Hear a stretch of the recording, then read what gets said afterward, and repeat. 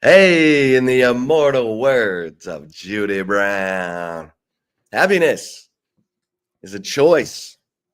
And yeah, it's Chip and Zay one more time in the morning. And then tomorrow we'll be back to normal. What's up with my man Zay? What's happening, man? Happy Thursday, everybody. Good morning, everybody. A little different. Chip and Zay in the morning again. Feeling good, feeling great. How are you? Well, I'm concerned because Yeah. I'm in Destin, Florida, but I'm concerned about the storms that came through Austin. Hope everyone is okay. Hope everyone is, not having to put the pieces back together like in center field at Dish Falk Field. Can you The believe Green that? Monster got destroyed. Now they're scrambling. They're scrambling to put center field back together. God zoinks, people. That is the center field wall at Dish Falk Field. I mean, Zay, what the heck's going on? It's the worst timing ever. Awful. You have. I mean, obviously, you have a couple of days, I guess. Friday at 1. Friday at 1. Yeah, I don't know what you do here. I know people have flirted the idea with them playing at Round Rock Express Stadium, Dell Diamond, but I think the Express are at home this weekend. So, Yeah. I don't really know how this is going to work. I mean, you go up the road to San Marcos, play at Texas State's freaking stadium, that itty bitty stadium. That doesn't sound ideal. You don't want to go to San Antonio, play at UTSA stadium. No. That wouldn't be ideal. Them being in your regional. So, yeah, kind of a problem. Look at this. JT says we have contractors on site working on the repairs now. Okay, JT. Let's go, JT. There you go. Yeah, so they are putting Dish Falk Field back together because Friday at 1, Texas takes the field against Houston Christian. Today at 11, up in Oklahoma City, the Texas softball team will begin the Women's College World Series against the Florida Gators. The Florida Gators. Chomp, chomp. Time to make alligator bites out of the gators. You like gator? Like fried gator? It's not bad. It kind of tastes like chicken. Yeah. You know what I love here? Grouper bites. Grouper bites. First of all, the grouper it's in season. It's an amazing tasting fish. But they have these things called grouper bites. They're like chicken nuggets, except with grouper. Unbelievable. I could eat them all day, every day. Interesting. I mean, it has to go with a good sauce, doesn't it? Oh, yeah. You got to have some good sauce. A good sauce. The sauce Have some good sauce. Little, we can do better than tartar, but, something. Yeah. Oh, my gosh. I had this amberjack is another fish down here. And I had this amberjack parmesan. Ooh. And the piece of fish was like this big. I mean, it was huge. Oh, seafood down here. Telling you, Zay. I'm a big seafood guy. Like, yeah. Oh yeah, give me some. Yeah. Little papados. Oh, papados. Hey, that's the place to be. A little Cajun, a little scrimp, etouffee, little gumbo, scrimp, little crawfish, little crawdads. Yeah, that. Yeah, man. That's good eating right there. Well, Get over to Cover 3. They've got some good seafood as well. Hell yeah. Ruby trout. We got the salmon. Oh, man. So I'm talking about we're heading into the weekend, heading toward the weekend. Make some brunch plans over at Cover 3. Get you going. Do it yourself Bloody Mary bar. Maybe you want to settle in for that Texas softball game today at 11. Cover 3 is open at 11. That's an early start, man. 11:30. What? Like College World Series on a Thursday? Like folks are working today. What are we doing? Like that's a little early, don't you think? Like they only play early. 7 innings. It's a little early. For one, OU should be playing at 9:30 p.m. I don't care who they're playing. Like that easy ass commute for Sooner fans, they should have the latest game. Meanwhile, they're playing the second game of the day. So lucky for them. People don't talk about that being such a huge advantage. Oh. Like, dude, they just sleep in their beds at night? They just sleep on campus? Yeah. How long is that drive from Norman? 9 miles away. Norman is 9 miles away. That's it? I thought it was farther than that, like 40, 50, 9 miles from Oklahoma City or that field. So y'all got me going Terrence Howard again. Come on, man. Come on, man. That's ridiculous. Like, yeah, switch it up. I'm sure there are other beautiful softball fields across America that could do the same thing that field that Oklahoma City's doing. Oh, absolutely. Mike White got pilloried for talking about how it needs to rotate around. Because all the Oklahoma City fans are like, what's wrong with you? You're from Texas. First of all, it's in Oklahoma City. We shouldn't be having any big events in Oklahoma. Y'all got the Thunder. Be grateful for that. Going to the finals. Going to the finals. Be grateful. The snot bubbles out of the T-Wolves. Embarrassing, man. It was embarrassing. They beat them by 30. What an embarrassing showing. I'm so shocked that Edwards is like, I'm excited. For what? I mean, Mike Conley's sitting right next to him. Mike Conley's watching his career disappear. He's 40. And Edwards like, I'm excited. I'm only 23. I'm gonna make it to the finals eventually. And Edwards is that kid that you abandoned, excited too. How about that? How about you go take care of those kids? How about spend the summer with you? That's what you should be excited about, Edwards. If you're excited about anything after that embarrassing showing last night in that whole Western Conference series, Edwards, how about you need to be excited about being a better father? Priorities here. You know what I'm saying? Because apparently, old homegirl that trapped you, that you apparently just gave $1 million to or something like that, that rumor that's out, and said, nah, I don't want nothing to do with that kid, man. That kid, I'm just going to give that kid and his baby mama money, neglect the kid. That's sad, Edwards. I don't care if you're 23.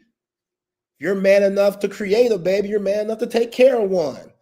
You know what I'm saying? Talk about you excited for your career after you lose 4-1 to Oklahoma City. You should not be excited about that. You should be pissed. You should be really upset. I remember when Kobe Bryant lost to your Pistons after he already won 3.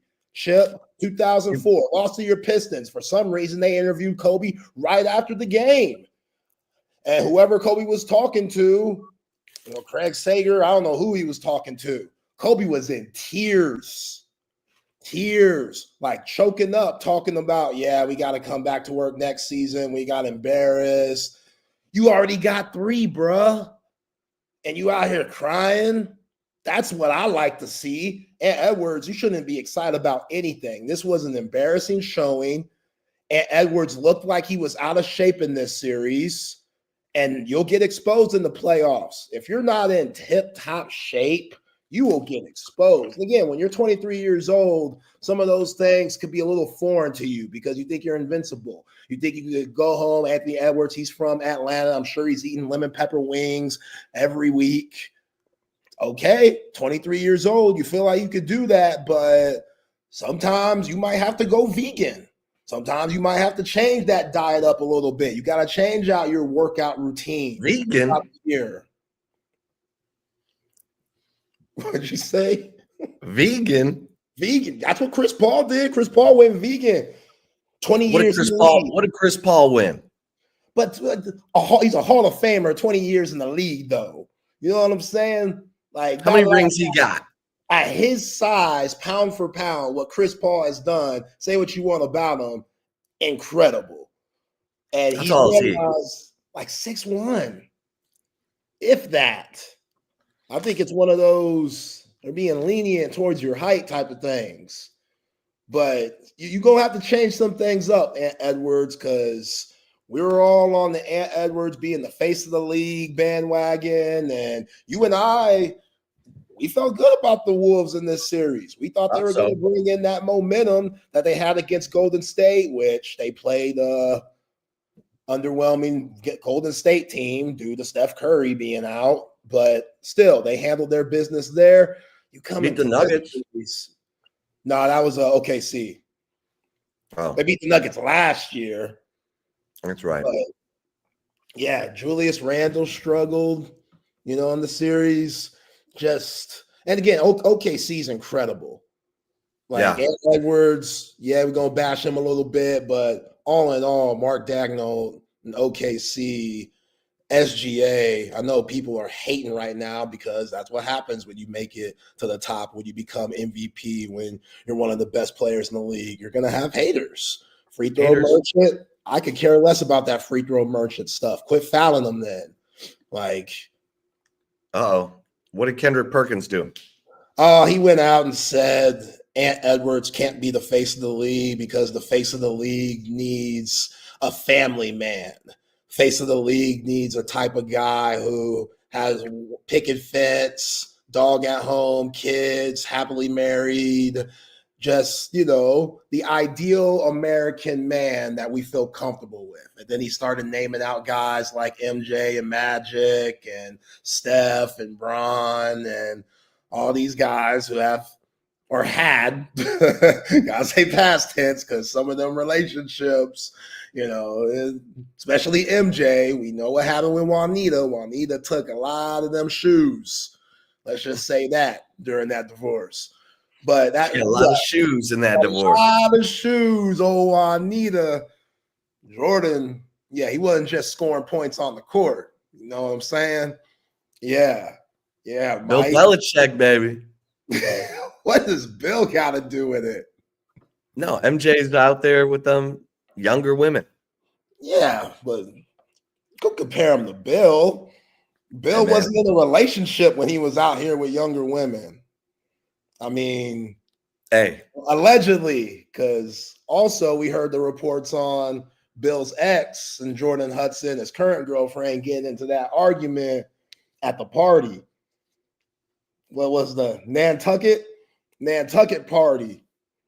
They were at one another, fighting over Bill. Oh, my man, Bill's a smooth cat. 73 years old, got women fighting over him. You know what I'm saying? That's the dream there.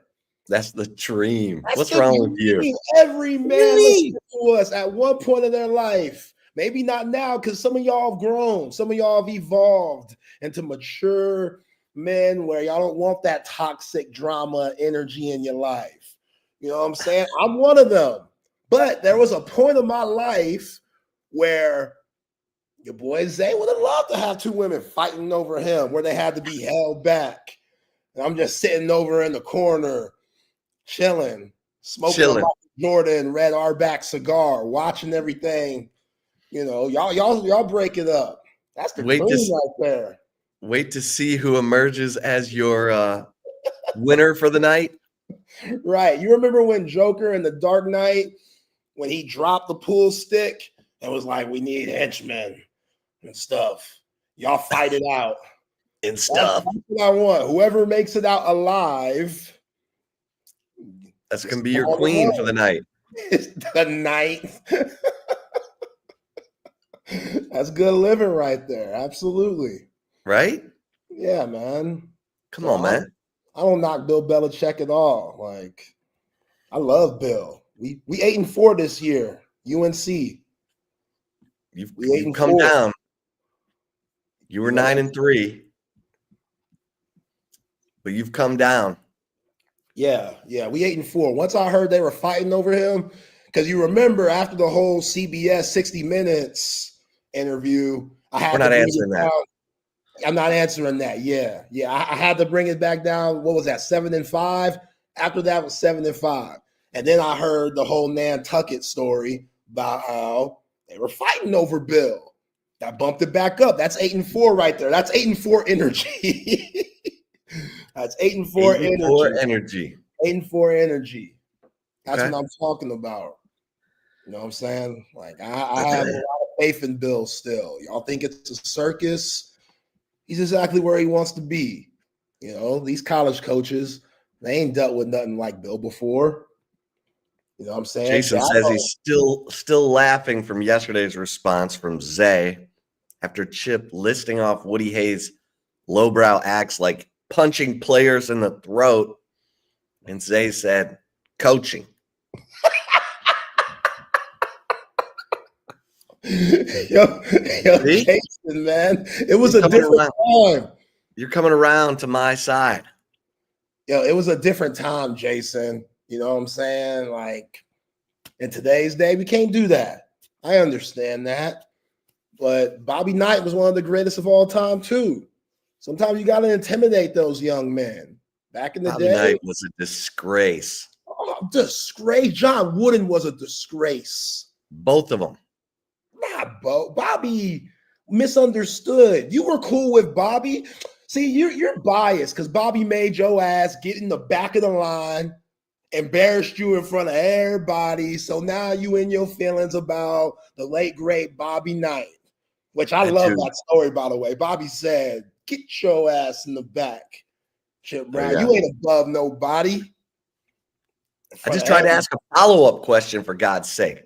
Wasn't like I was trying to, break into his house. Oh, Bob Knight. What a piece of work. Oh, before we move on, you got to tell that story for the morning folks, man. Then we got a different audience. I know the afternoon folks know that story, but this is one of my favorites, man, because he put you in your place. I was working, excuse me, I was working for the Dallas Morning News at the time. And I actually broke the story about Texas Tech hiring Bob Knight through a source at Texas Tech that I had made while I was covering the legislature. And so we're at the press conference, and I knew things were going to go sideways when David Schmidley, the president at Texas Tech, they have the opening press conference on the floor of the Spirit Arena, which is now whatever they call it, Supermarkets Arena or whatever it is. United Supermarket Arena. And so they're going to have the press conference, or they're going to have all the fans in the building for the introduction of Bob Knight, which they did. And then they said, we'll see you when the season starts. And Bob Knight's first act, he gets up and he goes over to the mic and says, I'd like to invite all these fans to stay and help me judge these questions. So you have 8,000 people in the Spirit Arena, and we've got a press conference going on the floor of the Spirit Arena. So Bob Knight's first act is to defy his president, who told everyone, hey, we'll see you when the season starts. Oops, sorry. And so, sure enough, we all get lined up, ask questions. Ed Werder was like first. Tom Rinaldi was second, and I was third. And, of course, I asked him about the anger management. And so, because I had talked to his son, Pat, who told me he had gone through anger management. So I asked him about it, and he's like, my wife has a saying, when the horse is dead, get off it. The horse is dead. Get off it. And I was like, well, I'd like to ask a follow-up question. And he's like, no. And he goes, who wants to hear a follow-up question from this guy? And the whole arena starts booing me.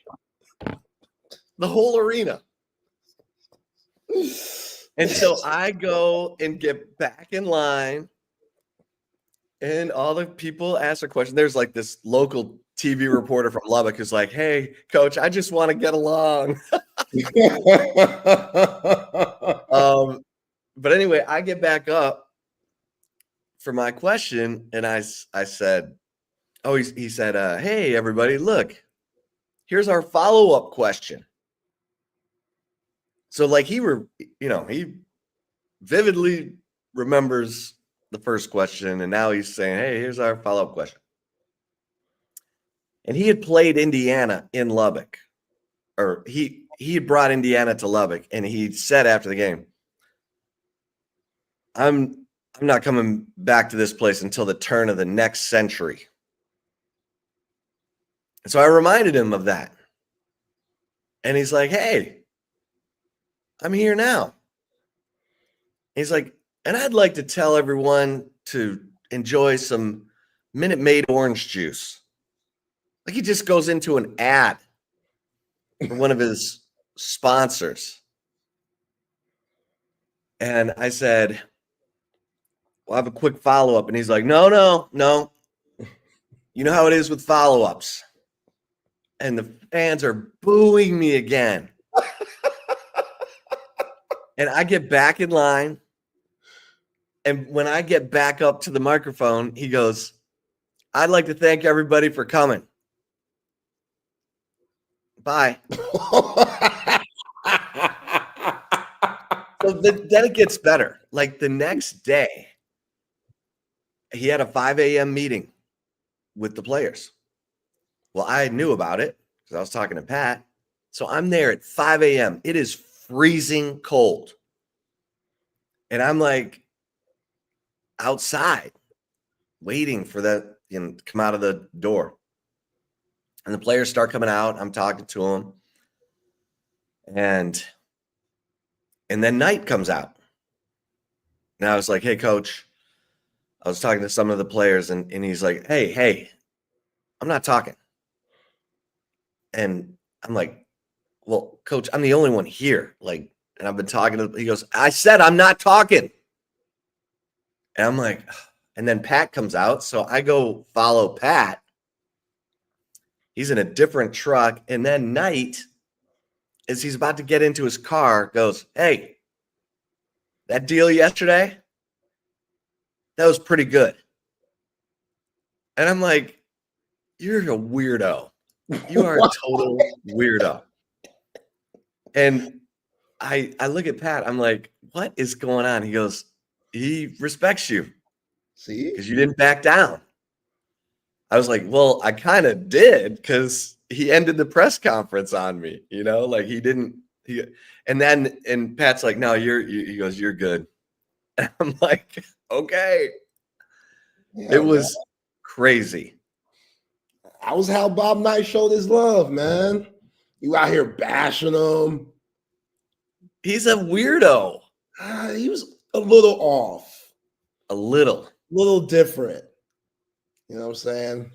Go YouTube Bob Knight and rage. You'll get all kinds of stuff. He'd be in the middle of interviews and be like, I'm not doing this. I mean, he had some kind of trigger. Yo, underneath all that crazy though, basketball mastermind. I don't know how many years Pops, Cece went down to Lubbock for like a week during the summer. Like, it was one of them weeks where I was like, yo, man, because usually during the summer, Cece, we're training a lot. So sometimes boy needed a break, which moms didn't let up either. It's like he had a list for my moms too on things that I needed to do to get my body right and get ready for the season and stuff. But how'd that go? what, with moms getting ready for the season or just in general? Yeah, like, were you an Adonis? Were you Nah, like no, Zeus? no, but I was up early working. Let's just say that. Very early. While kids were going to summer camp and the lake and stuff, I was doing like plyometrics and things like that. Plyometrics, baby. Yeah, it was for real. But Cece would always go to Lubbock for like a week and just kick it with Bob Knight because they were cool with one another. And Cece would just pick his brain for the whole week. And Bob would take him to like steak restaurants and stuff and just around town in Lubbock. And Bob Knight loved my pops. Like they were, Cece didn't do all that crazy stuff, putting his hands on players, but they both had a mutual respect for one another. And yeah, Cece was in Lubbock quite a bit, to be honest. Just to pick game from Bob and then bring it back and somehow work that into his own philosophy. And yeah, I've known the motion offense my whole life. And a lot of that was because of Bob Knight and my dad just taking pieces of his game and putting that in his. Well, Rick Barnes loved him some Bob Knight too. I saw Rick Barnes here. I'm at the SEC meetings. Today's the final day.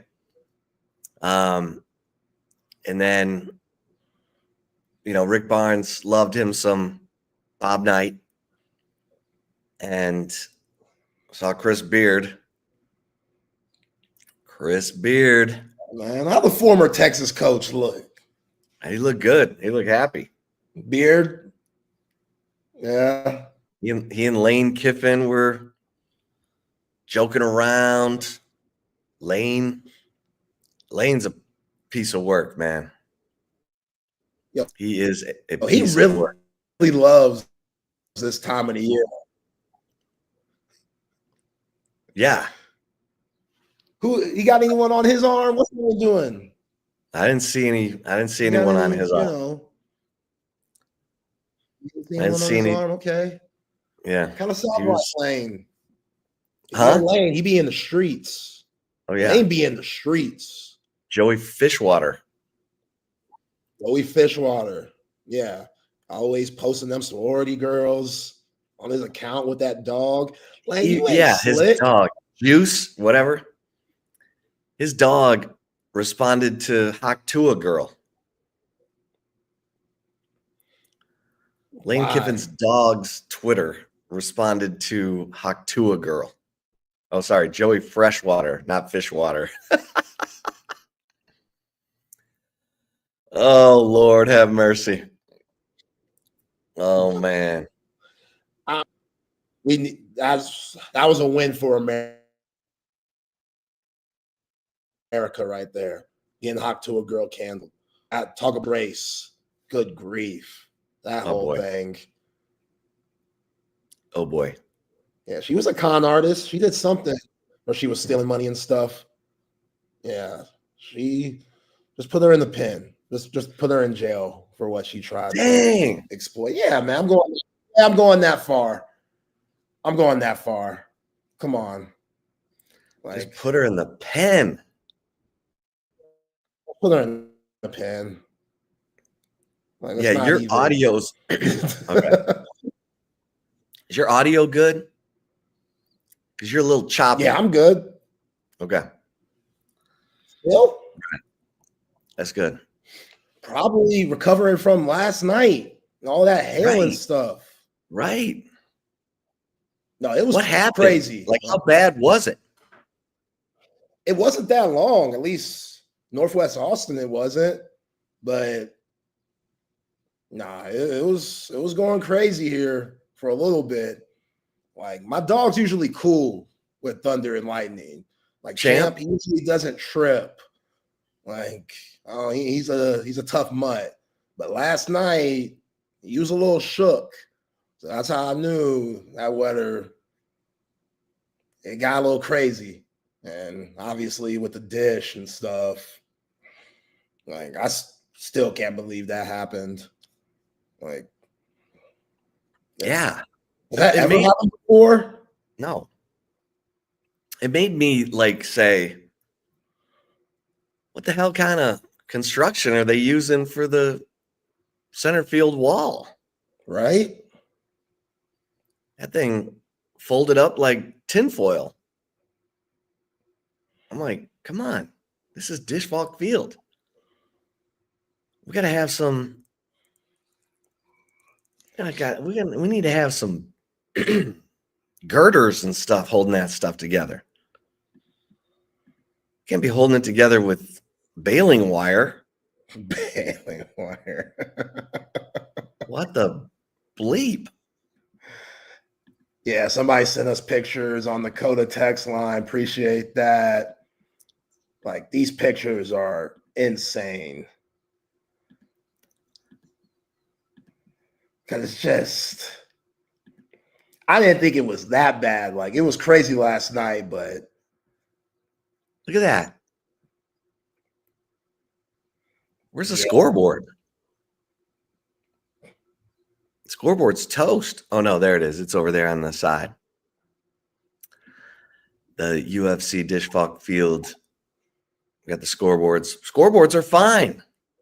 What the hell happened to center fields? Like, again, what are we building that center field with? Aluminum foil. I couldn't believe it either. I saw that and I'm like, geez. Yay. All right. Zay, we got some stuff to talk about. Need to get your opinion after talking to all these SEC administrators. We got some things that are hanging. The 16-team playoff format.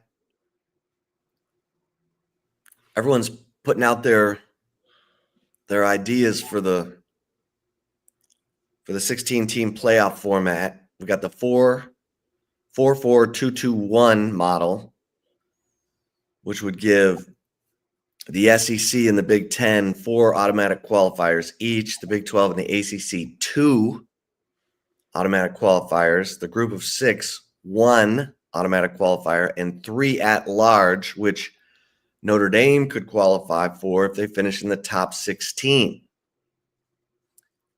That was put forth by the Big Ten. And we got the 5+11 model, which would give automatic qualification to the top 5 conference champions. And then 11 at large. And those appear to be getting some traction, but Greg Sankey said that the College Football Playoff Committee needs to be more transparent about their criteria, because he said over the last 2 years, it seems like the committee has valued losses more than wins. Like if you lose, you're punished more than a team like Indiana who just keeps winning against teams that suck. And Sankey was beating that drum hard, basically saying, we're not going to go to 9 games. We're not going to, until we know what is important to the selection committee. And Joel Klatt has said, we got to get the selection committee out of as many decisions as we can. And I lost my mind 2 years ago when Oregon jumped over Texas before Oregon had even played its conference championship game. And they lost to Washington in the regular season, yet Texas had beaten Alabama, and somehow Oregon jumped Texas. And their best win was like over Utah. Texas went on the road and beat number 3 Alabama. And I was like, okay, well then, unless Washington beats Oregon in the Pac-12 title game, Texas ain't getting in. And look at the body of work. Went to Alabama, gave Bama its first 10-point double-digit loss at home under Nick Saban, or Oregon beat Utah. Yeah. So that committee loved Oregon. That committee wanted Oregon in. And then Washington beat them in the conference championship game again. And so Texas was okay, but that made no sense to me. None. In the end, I think what Texas only lost was they got it right. But Georgia had won 33 games in a row and then lost Alabama in the SEC championship game. And the committee honored Texas's win over Alabama because Alabama got in, and they said, we got to take Texas because they beat Alabama at their field. And they left Georgia out after Georgia had won 33 in a row, including 2 national championships, before suffering their first loss after going 12-0 in the regular season. So now we're at 12, but I think we're going to 16. I think in 2026, we're going to have a 16-team playoff. Yeah. And everyone's trying to figure out how they're going to pick them. And the Big Ten, according to Ross Dellinger,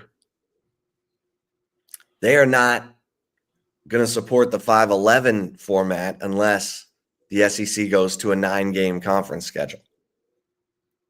So we got all these things that are kind of hanging. Plus, we got the House settlement. We got the allegedly Judge Claudia Wilken ever decides to sign off on the thing. Here's the other crazy thing, and then I'll let you get your thoughts on all this stuff. We have a law right now in the state of Texas that prohibits schools from paying student athletes directly. That is the law on the books right now. They are scrambling to get this changed.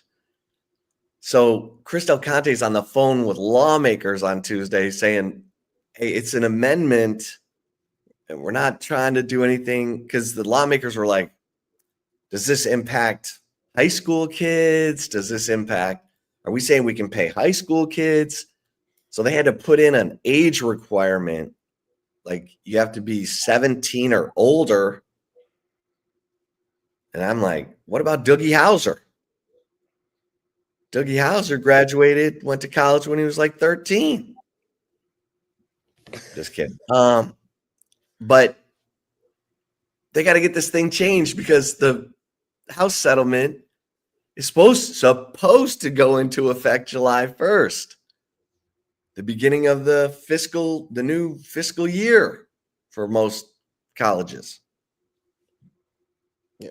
Your thoughts? All right. Quick question before I give my thoughts. Why does the Big Ten not like the 5 teams? 11? They don't like all the 11 at-large bids going to potentially a disproportionate number of SEC teams without the SEC playing 9 conference games, because the Big Ten and the Big 12 play 9 conference games. The ACC, no one talks about the ACC, for God's sake. The ACC is still playing 8 conference games too.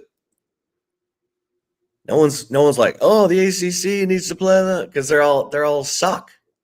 Yeah, they don't care about them. Teams are terrible. But the SEC, everyone's like, hey, man, you need to step up the big boy table. You need to be playing them 9 conference games. Don't be slipping.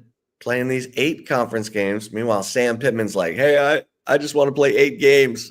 I need to make a bowl. I love Sam Pittman, by the way. Don't get me wrong.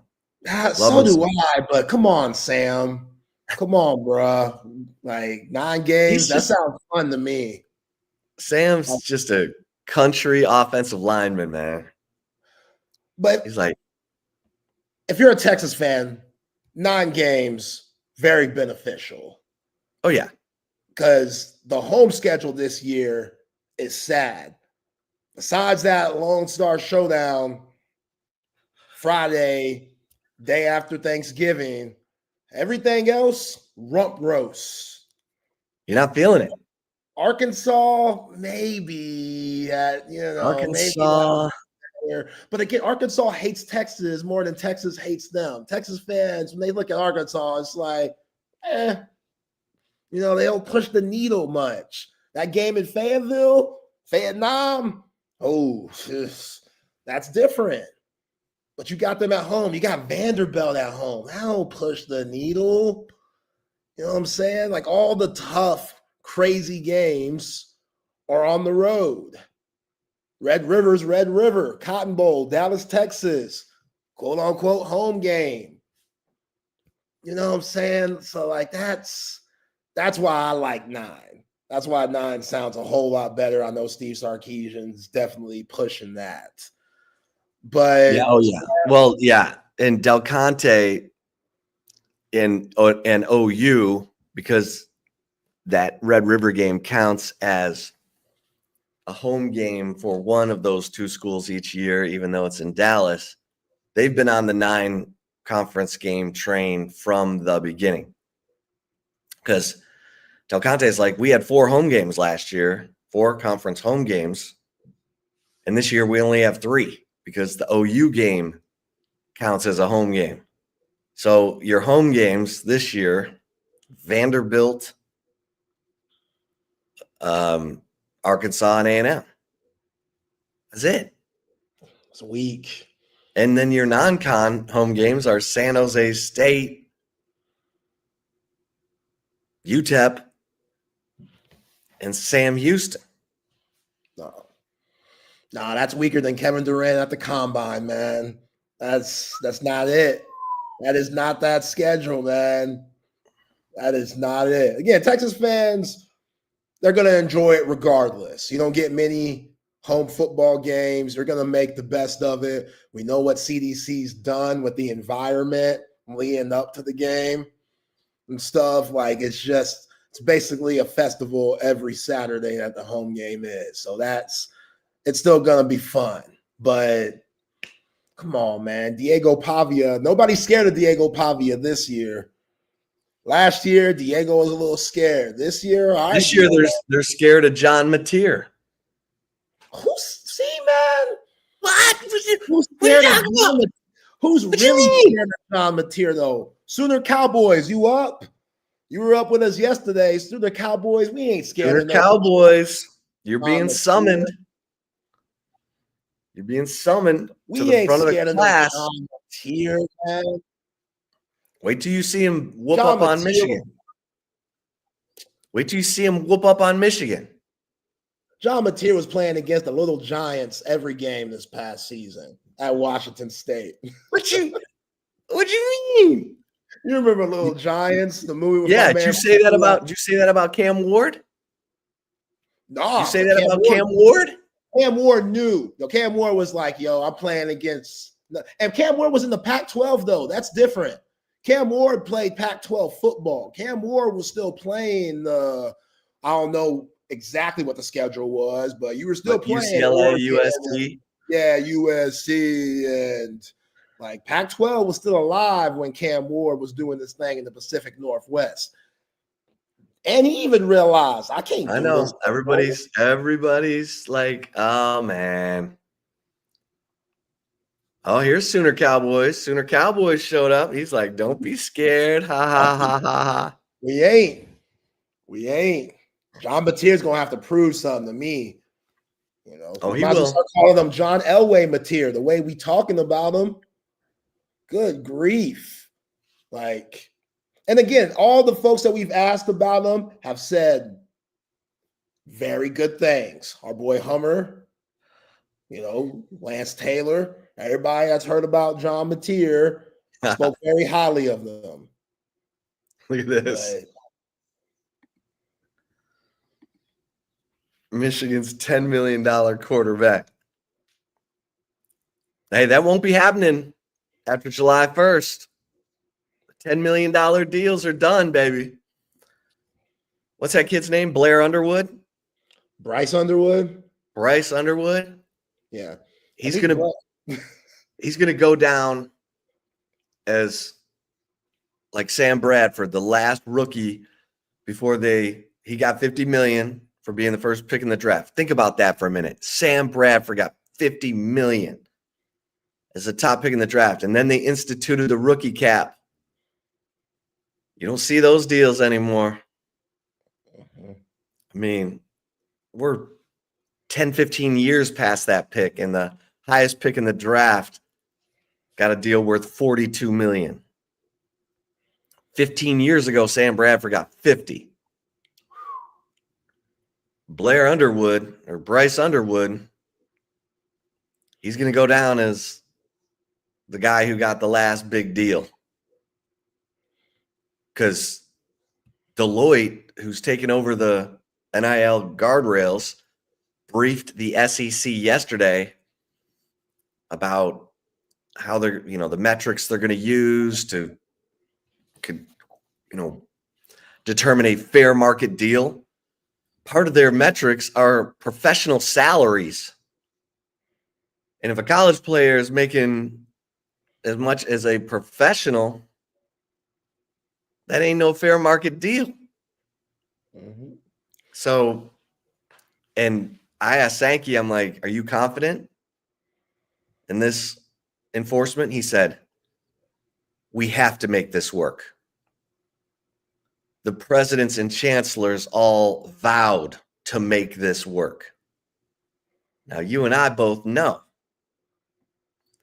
Over there at Auburn or Portnoy, Michigan, when they start slipping in the recruiting against their top competition, there might be a little off the books, under the table, duffel bag, McDonald's drive-through pickup bag of cash. And then you're hoping everybody keeps their mouth shut. Mm-hmm. Not like David Stanley at SMU, who got hooked on cocaine, wanted SMU to pay for his rehab. What? SMU said no. He got clean and turned SMU in. And that's how SMU got the death penalty. That's how it happened? Damn, man. Why couldn't y'all pay for rehab? Probably should have. The dude had a bad habit. Booger sugar? He's a psycho defensive player. And they kept waiting for him to get right. And he just kept doing that blow. And they're like, yeah, you got to go. So talk about you got to pay the right players. Yeah. You got to pay the right players. Mm-hmm. Yeah, ask Tennessee about paying the right players. Well, Nico, I put Josh Heupel and the Vols in the bind. I don't know how they're going to be this year. This is going to be really interesting to follow Tennessee football with everything that went down a few months ago. Look at this. Yes, Jason, this is a great comment on the YouTube channel comments. Sam Bradford got $50 million when he signed. Colt McCoy made 42. No, he didn't even make 42. Chase Daniel made $42 million in his career. Colt made like $30 million. 30. Yeah. And Colt McCoy had a longer career than Sam Bradford. McCoy played 13 years in the league, made about $30 million. Sam Bradford made $50 million the first day. and they were contemporaries. And McCoy had the longer career. Yeah. Sam Bradford was made of glass. Sorry, Sam. He was softer than Charmin. That dude. You touch him, man. Baby poop. Yo, you poke him and he's out for a month. Oh, Aaron Williams took his shoulder apart. Oh, yeah, that was Aaron Williams was thrown out the game. Today's game. He like Superman surfed on Sam Bradford's shoulder going into the ground. He would have been gone. He would have been gone. Gone, man. He would have been gone. What, you missed that. You miss those hits. I miss those hits. I really do. Now you got to go to YouTube to watch them. Yeah. Even though, who's my man from Alabama that hurt? Marcel Darius. No, not Colt. Quinn. Oh, Dallas Turner? Dallas Turner. Oh, he drove Quinn into the ground. Oh, I was so dirty. Dallas Turner should have been out of there for months after that hit. For months? So, yeah, man. What's wrong with you? That changed the whole for months. Game. That was Texas's game. Oh, man. Had that. Early. Remember that first quarter? Quinn threw that 46-yard bomb to Worthy, set up a touchdown. That was the same drive where Quinn got hurt. Yes. And remember how we thought Quinn could throw that deep ball after that? Do you think that was the play that just... Did that wreck him? Did that wreck his mind? I don't know. He had that. And Worthy was lightning fast. And he still threaded that needle. That was a ball down the sideline. But the next year he was throwing that deep ball against Bama again. Oh, yeah. Maybe it was just Bama. It was just Bama. Maybe he just needed to face Caleb Downs. Oh, no, we can't say that because then it all went to hell against Ohio State. Yeah, he ended up throwing the interception, Caleb Downs. Yeah. Oh, my God. I was talking to some folks down here at the SEC, and you know what play they ask about? The defensive play. Dropping everybody into coverage with 29 seconds left, and Travion Henderson taking a screen pass and going 75. Come on, PK. PK, yeah. Come on, man. Play a normal down of defense. Trust your athletes. What are we doing? Yeah, who did he drop back on the line? He only rushed 3 defensive linemen and Jalen Gilbo blitz. Yeah. That was the worst call I've ever seen. Like, we haven't gotten a chance to talk to PK since then. But the first chance we get, which will be in August, I'm going to be like, PK, what the fudge were you thinking? God bless, it still pisses me off. Play a normal kind of defense. I mean, I guess you can with Ohio State leading up. It doesn't sound too petty. Too petty? It's old. That was January when that was happening. I'm sorry, Derek. I'm sorry. I'm with you, though.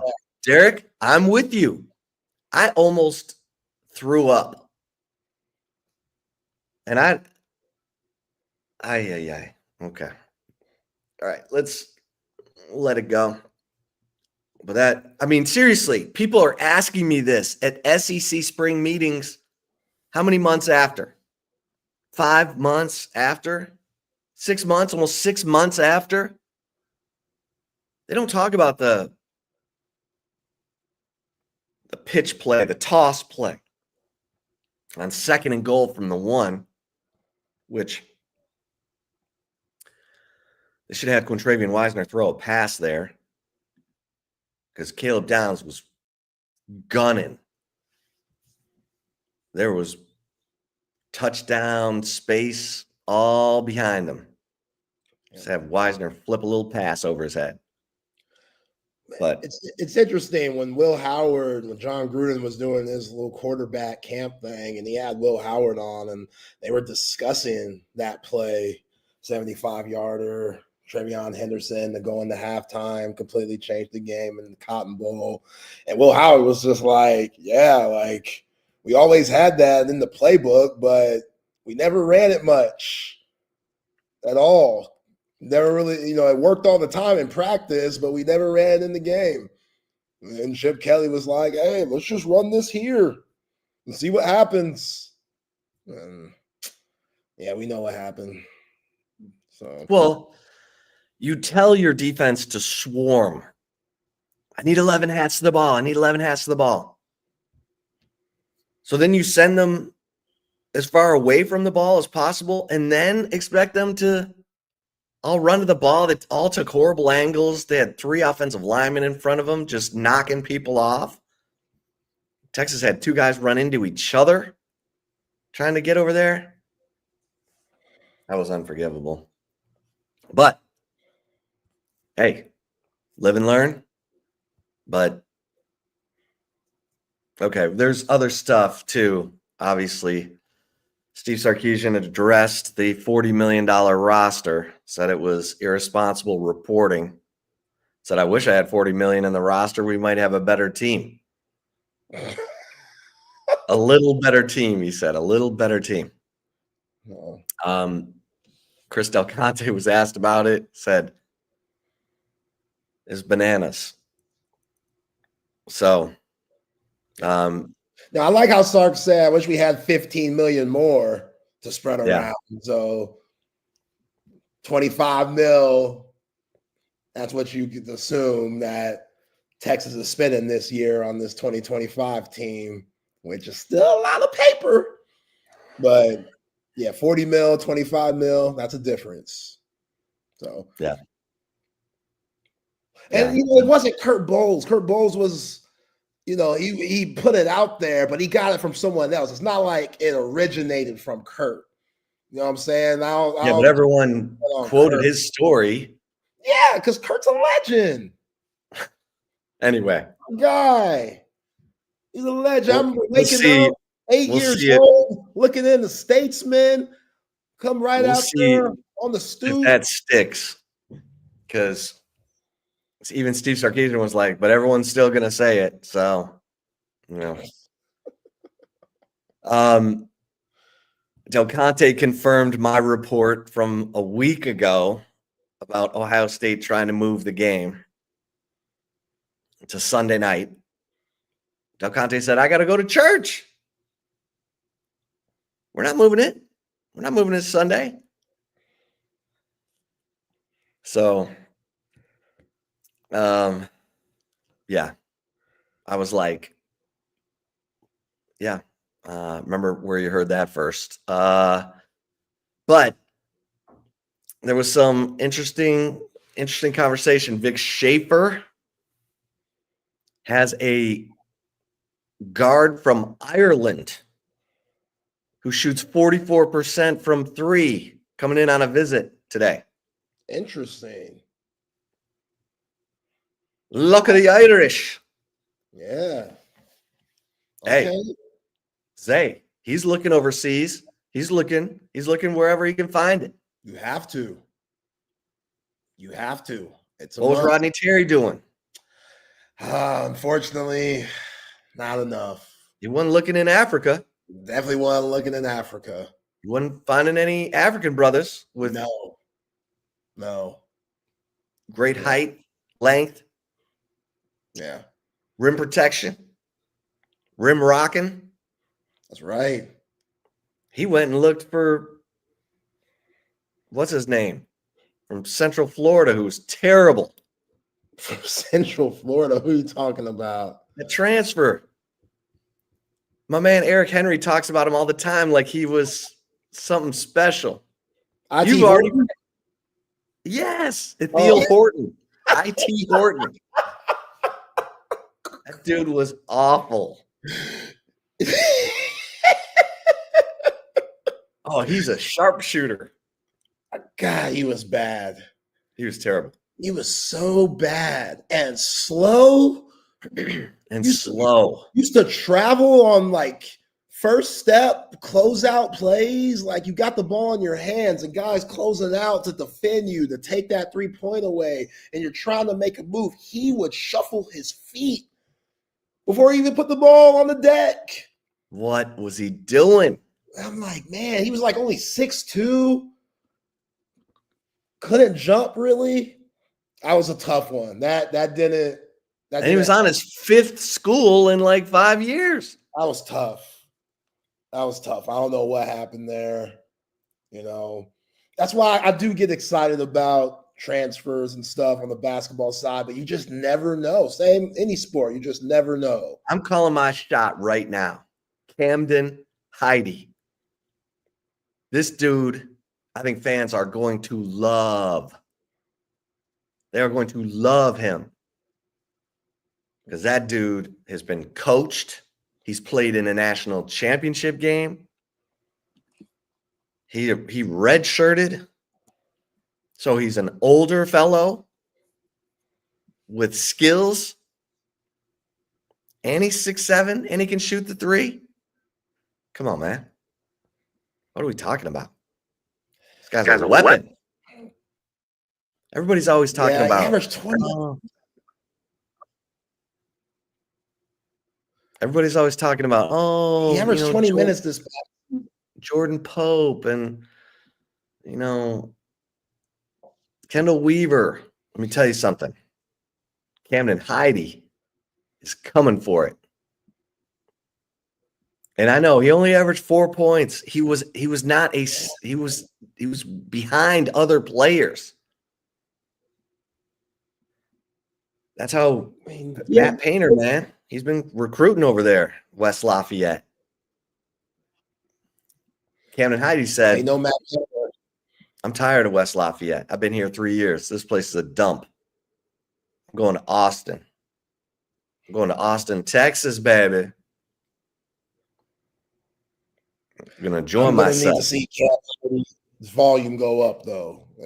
Who? Because I see it. I see what you, Camden Heide. I'm going to see that. I needed that volume to go up because 4.7.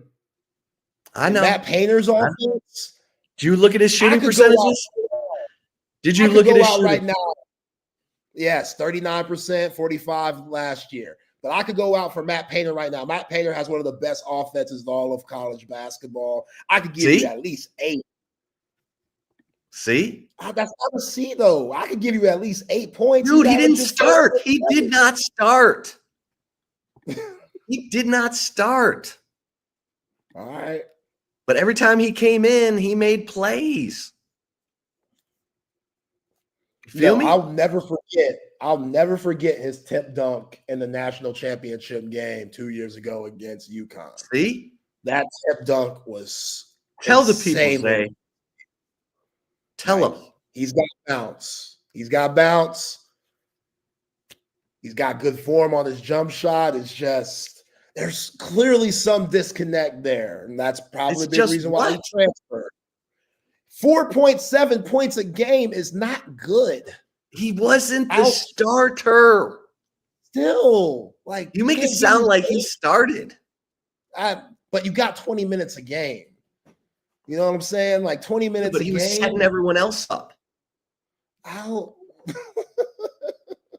What? You acting like this? Nah, you acting like this dude's gonna come in and be Reggie Miller or something. He might. All right, setting this dude's up. 0.4 assists a game. Come on, setting this dude's up. Listen, he was behind B. Smith and Lawyer. He was behind Braden Smith. And he was behind Fred Lawyer. Just kidding. Fletcher Lawyer. Yeah, Lawyer can shoot it. Lawyer was 6'5". He got all the run. And when Lawyer finally got tired, which was never, Camden Heide would come in. I'm not drunk, M-Lav. Jesus. Can I just be passionate about something? Longhorn fans, take what you say. You talking real high on Cam Heide. I hope he's good too. I'm just I am talking real high on Cam Heide. I think he's going to be a difference maker. I'm not saying he's going to lead the team in scoring. That could be Simeon Wilcher. That's actually a good convo, say. Because I asked Sean Miller about Dalen Swain, and he kind of, he's like, he can do a lot of different things. He said, but he's not an elite shooter. Okay. So he's a garbage man. So he's going to go flying around. He's going to make plays around the basket. He'll be a good pick and roll guy, going in for the dunk. You got Tremont Mark. Your starting lineup is probably going to be Simeon Wilcher, Tremont Mark, Camden Heide, Dalen Swain, and Lacina Traore. Animal. You think Traore is going to start over Mathis? For sure. For sure. Okay. Yeah, he was, because Miller said he was going to be their starting center at Xavier last year. This is a 25-year-old brother. Man. All right. I like that. I like that too. I think Dalen Swain could be the leading scorer on this team. He could be. He has to have a really good summer. Like, this is one of those 500 shots a day summers.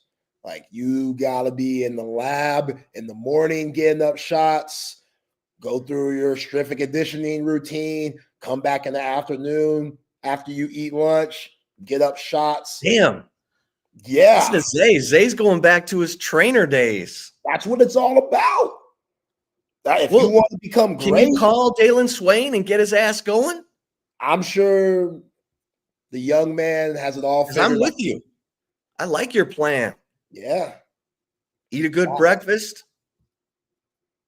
Shots. Get some push-ups, some isometrics, get some isometrics in. Right. And then how many 100 shots?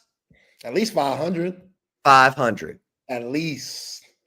Where are we starting? We at 2 feet, 4 feet, 6 feet? Yeah. How far are we going out? We're going to 8 feet? I mean, in the morning, you change it up. Maybe in the morning, you start, obviously, every time you start close. Well, not obviously, because some of y'all don't know, but you always want to start with the basics, getting your form and your mechanics right. So you start very close to the rim, slowly back it up. So in the morning, let's say you just do catch and shoot. All catch and shoot stuff. Almost every spot on the floor, 3-point line, twos, really just working on your mechanics. You're not exerting that much energy. You come back later in the afternoon, all off the dribble work, all coming off ball screens, pull-up shots in your sweet spots. Your shots should be in Sean Miller offensive situations so you could, have examples of what it's going to be like in the game and what kind of shots you're going to get in the game. You need to be practicing those, and then nighttime, back to the catch and shoot work. You know what I'm saying? Back to this work from everywhere. I hope everyone's writing this down. Write this down, man. Write this down. You got young warriors out there who need to be trained by Zay. Zay is short for Zulu. Yeah, Zulu man. warrior. Yeah, if you got a son, daughter trying to make the team or something, hit your boy up. I come out for the right price, though. I ain't cheap. Got a lot going on. You know what I'm saying? Chip and Zay, Texas Sports Unfiltered, happily married. Got a lot going on. Your boy. Tell him, Zay. Tell him. That's a $89.99 per session. $89.99 per session. You know what I'm saying? Is that $89.99 for the first session? Yeah. Yeah. Okay, so every session, or does it go up after that? Is that the bargain rate for the first? It's also based on the skill set of the person that I'm working out. You know what I'm saying? Because if we're starting from the beginning, like if we got the form like this, let's say if the form, I get to you, the form's like and the form's like this. We want to make it right here, baby. We want to make it right here. I gotta go from here to here. That right there is about 108. 108.99. You know what I'm saying? Double R says, slam 3 beers. Start shooting free throws. See, Double R gets it. My man Chan asked me how long per session. It depends. It depends. You know what I'm saying? Man, we're making some 2 deals over here. hours. 2 hours at least, you know. Get some water breaks in there, you know. Yeah, Dalen Swain, because the jump shot, going back to Xavier days, the jump shot's not broken. He shot 25% from 3 this past year for Sean Miller at Xavier. That's not good. That's not good at all. But when you see someone's form, same with Kendall Weaver. Kendall Weaver needs to take the same advice because Kendall Weaver has a promising looking shot. It just doesn't go in very much. You go back and look at Kendall Weaver when he was at UT Arlington, before he came to the 40 acres. He shot the ball well from 3. But we all know playing mid-major basketball and big-time power 4 basketball, very different.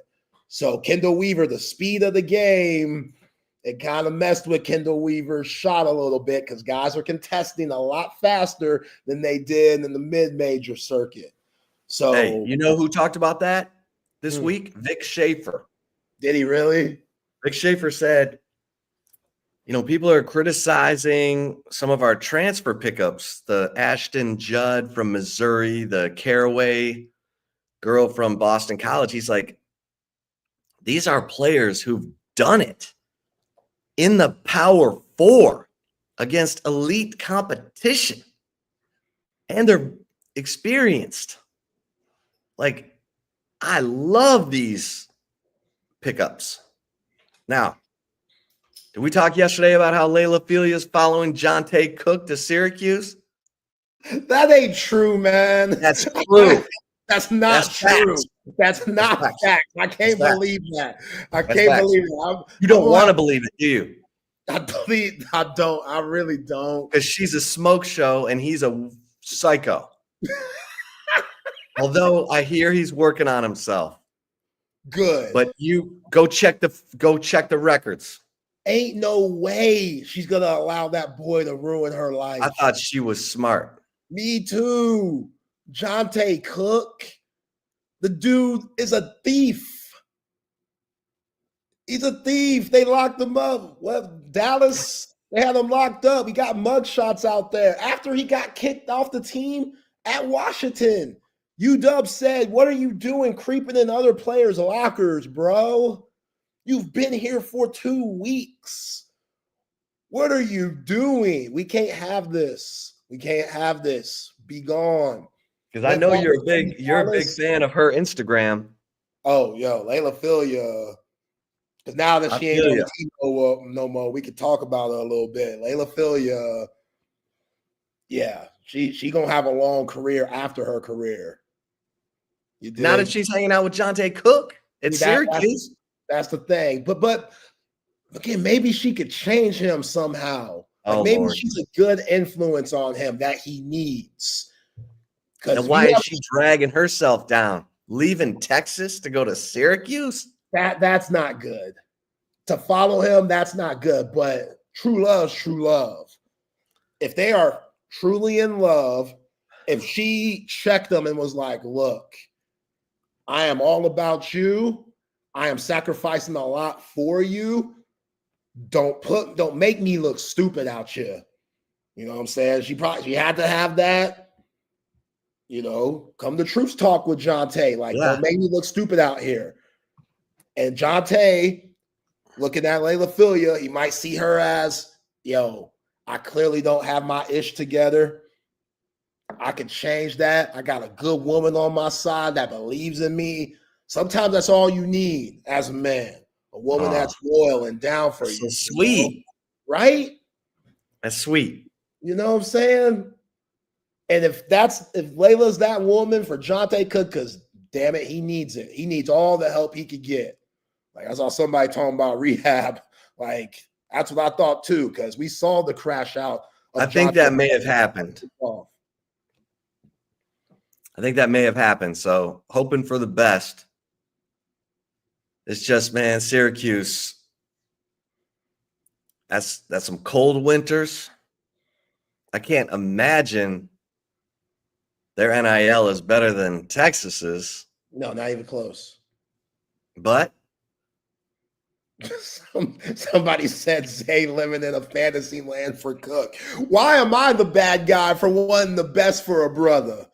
You know what I'm saying? Like, it will definitely hurt to see him killing if he's dominating for Fran Brown and he's out here leading the SEC in catches and receiving yards. That will definitely hurt because I thought Jonte Cook was next up while he was here.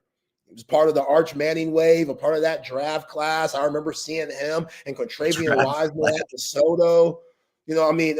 Recruiting class, excuse me. I remember seeing him and Contravian Wiseman at DeSoto light it up. They beat the hell out of Vandergrift that year at Jerry World. Like, Vandergrift had some really good players too. They made those guys look like the little giants out there. We were so hype on Jonte Cook. It seemed like Jonte Cook had his ish together. You would see the videos of him and Evan Stewart working out, and Jonte's clowning Evan Stewart about like, yo, you ain't going to last down there at College Station. Come on up to Austin. Well, we throwing it out here where guys are going to the league at the wide receiver position. And then I don't know what happened in between there.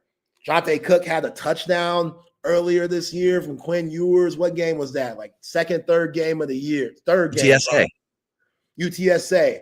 You're like, okay. Before the injury. Yeah. Then he had a big drop. Oh, yeah. I don't know who that was against. He had a huge drop.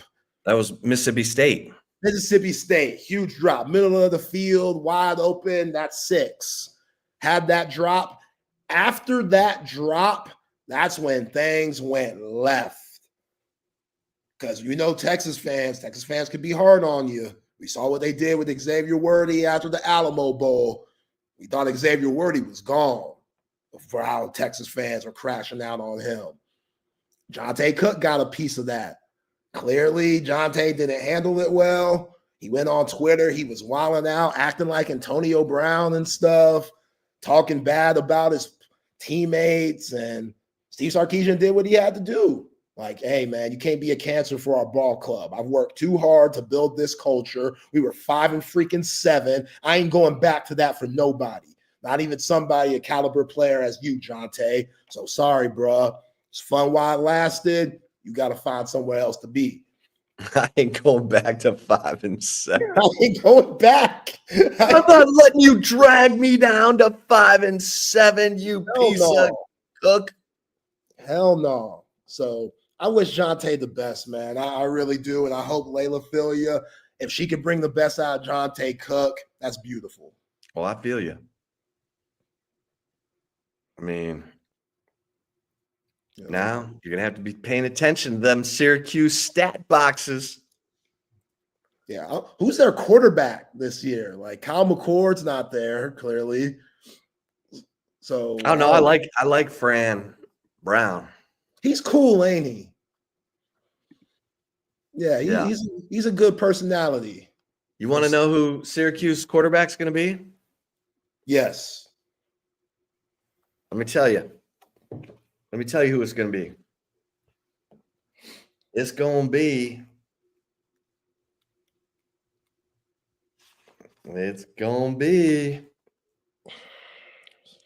Syracuse is a weird school. Like Ricky Collins. Ricky Collins. All right, Ricky. LSU transfer Ricky Collins. Okay, so that's promising. LSU He's appeared in only 4 games over 2 seasons as a backup. That's okay. And transfer Steve Angeli. Dang. Notre Dame's backup quarterback transferred to Syracuse? Okay, Fran Brown. Here we go. Steve Angeli led a drive to a field goal against Penn State. Oh, that dude. Okay. I thought he was who the hell's Notre Dame's quarterback? I thought that dude was fighting for the job. I hope Notre Dame's so sorry this year. I can't stand Notre Dame. I'm sorry. I can't. Just in general, or In because of general, yeah. yeah. Like, I do like Jerome Bettis. Tim Brown was cool. Everybody else could kick rocks. Well, then Notre Dame is like the Duke of basketball. Yeah, that's a good Notre Dame comparison. is to college football what Duke is to college basketball. Although Just I get in the grew up, conference already. That's probably the biggest thing. Like, why? Like, because they messed up a lot this past season with the college football playoff. They messed up a lot. I'd rather have Alabama in than Notre Dame. Lose to yeah, but they Northern made it. Illinois. They made it to the championship. And shout out to Marcus Freeman for that. I do like Marcus Freeman. I think he's a Yeah. cool guy, even though he has that weird haircut where it ain't Yeah, natural. you got to get over that. I'll never get over that. Just go bald, Marcus Freeman. You're already an attractive brother. Just let it go. Got that Rogaine You're fade. killing me. You know what I'm Here's the saying? deal. Brian Kelly made it to the championship in year 3. Marcus Freeman made it in what? Year 2 or Sounds 3? right. Sounds right. How long has Brian Let's see. Kelly been in LSU? He's going on year 4. Marcus Freeman wasn't he the one that took over immediately then? Yeah, so he's going he to year 4 too. Okay, so he made it in 3 years. I know Notre Dame. See, Notre Dame was a hated. Yeah, he's going into year 4, Marcus Freeman. So he's all the great Notre Dame coaches have made it to the national championship game in year 3. Frank Leahy, Eric Parsegian, Dan Devine, Brian Kelly, now Marcus Freeman. Now the question is, and I've always said, great coaches reveal themselves in the first 3 years. And Steve Sarkisian in year 3 won a conference championship, played, made it to the college football playoff semifinals. I'm not saying Steve Sarkisian's a great coach, but he's been doing some great coaching. He's on the way. If he keeps this up, whole country's giving him benefit of the doubt now.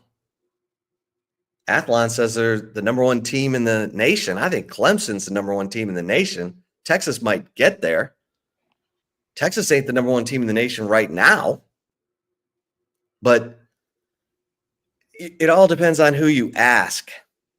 Like, are we projecting the national champion in these magazines? Or are we projecting who's the number 1 team right now? I think we're probably projecting the national champion. So I think Texas could end up as the number 1 team in the nation for sure. But they're going to need week to week improvement to get some of these, questions answered. But to me, Clemson, because of their quarterback situation, their offensive, defensive lines, their, young receivers who were balling last year, and Clemson. Let me tell you about Clemson real quick. Yeah, let us know about them Tigers. Because Cade Klubnik, people were ready to run him off. Oh, he's no good. Oh, yeah? Yeah. Clemson Clemson fans last have been year. spoiled. Huh?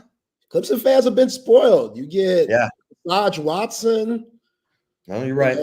Then you get Pretty Boy, Trevor Lawrence. Clemson fans have been spoiled. Clemson has 8 starters back on offense. And 6 back on defense, including Peter Woods, who's probably the first team All-American defensive tackle right now. He's number 11. And they got TJ Parker back, number 3, who is a beast. Yeah, man. How about their free safety, Tyler Venables? Little Brent's little monster. Oh, that's his son? Yeah. He's a senior. Interesting. Tyler Venables. Yo, Tyler Venables. Salute to you, bruh. Because you could have easily went to Norman and you said, Dad, I love you. This place sucks.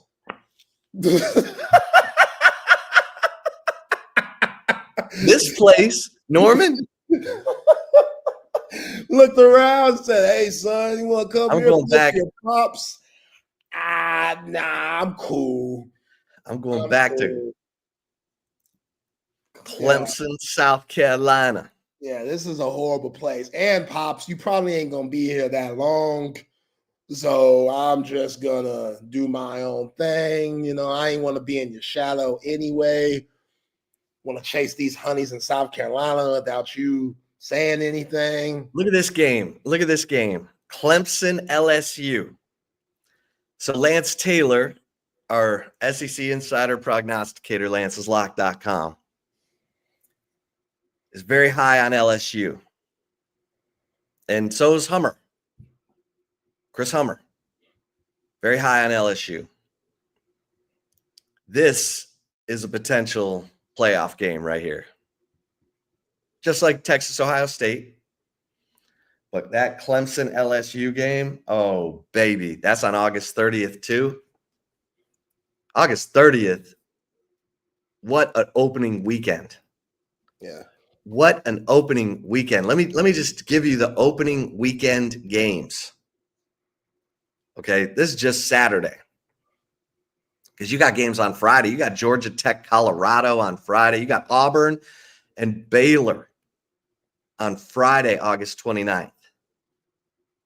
But on August 30th, you got Texas, Ohio State. You got Utah and UCLA. Yeah, nah. No?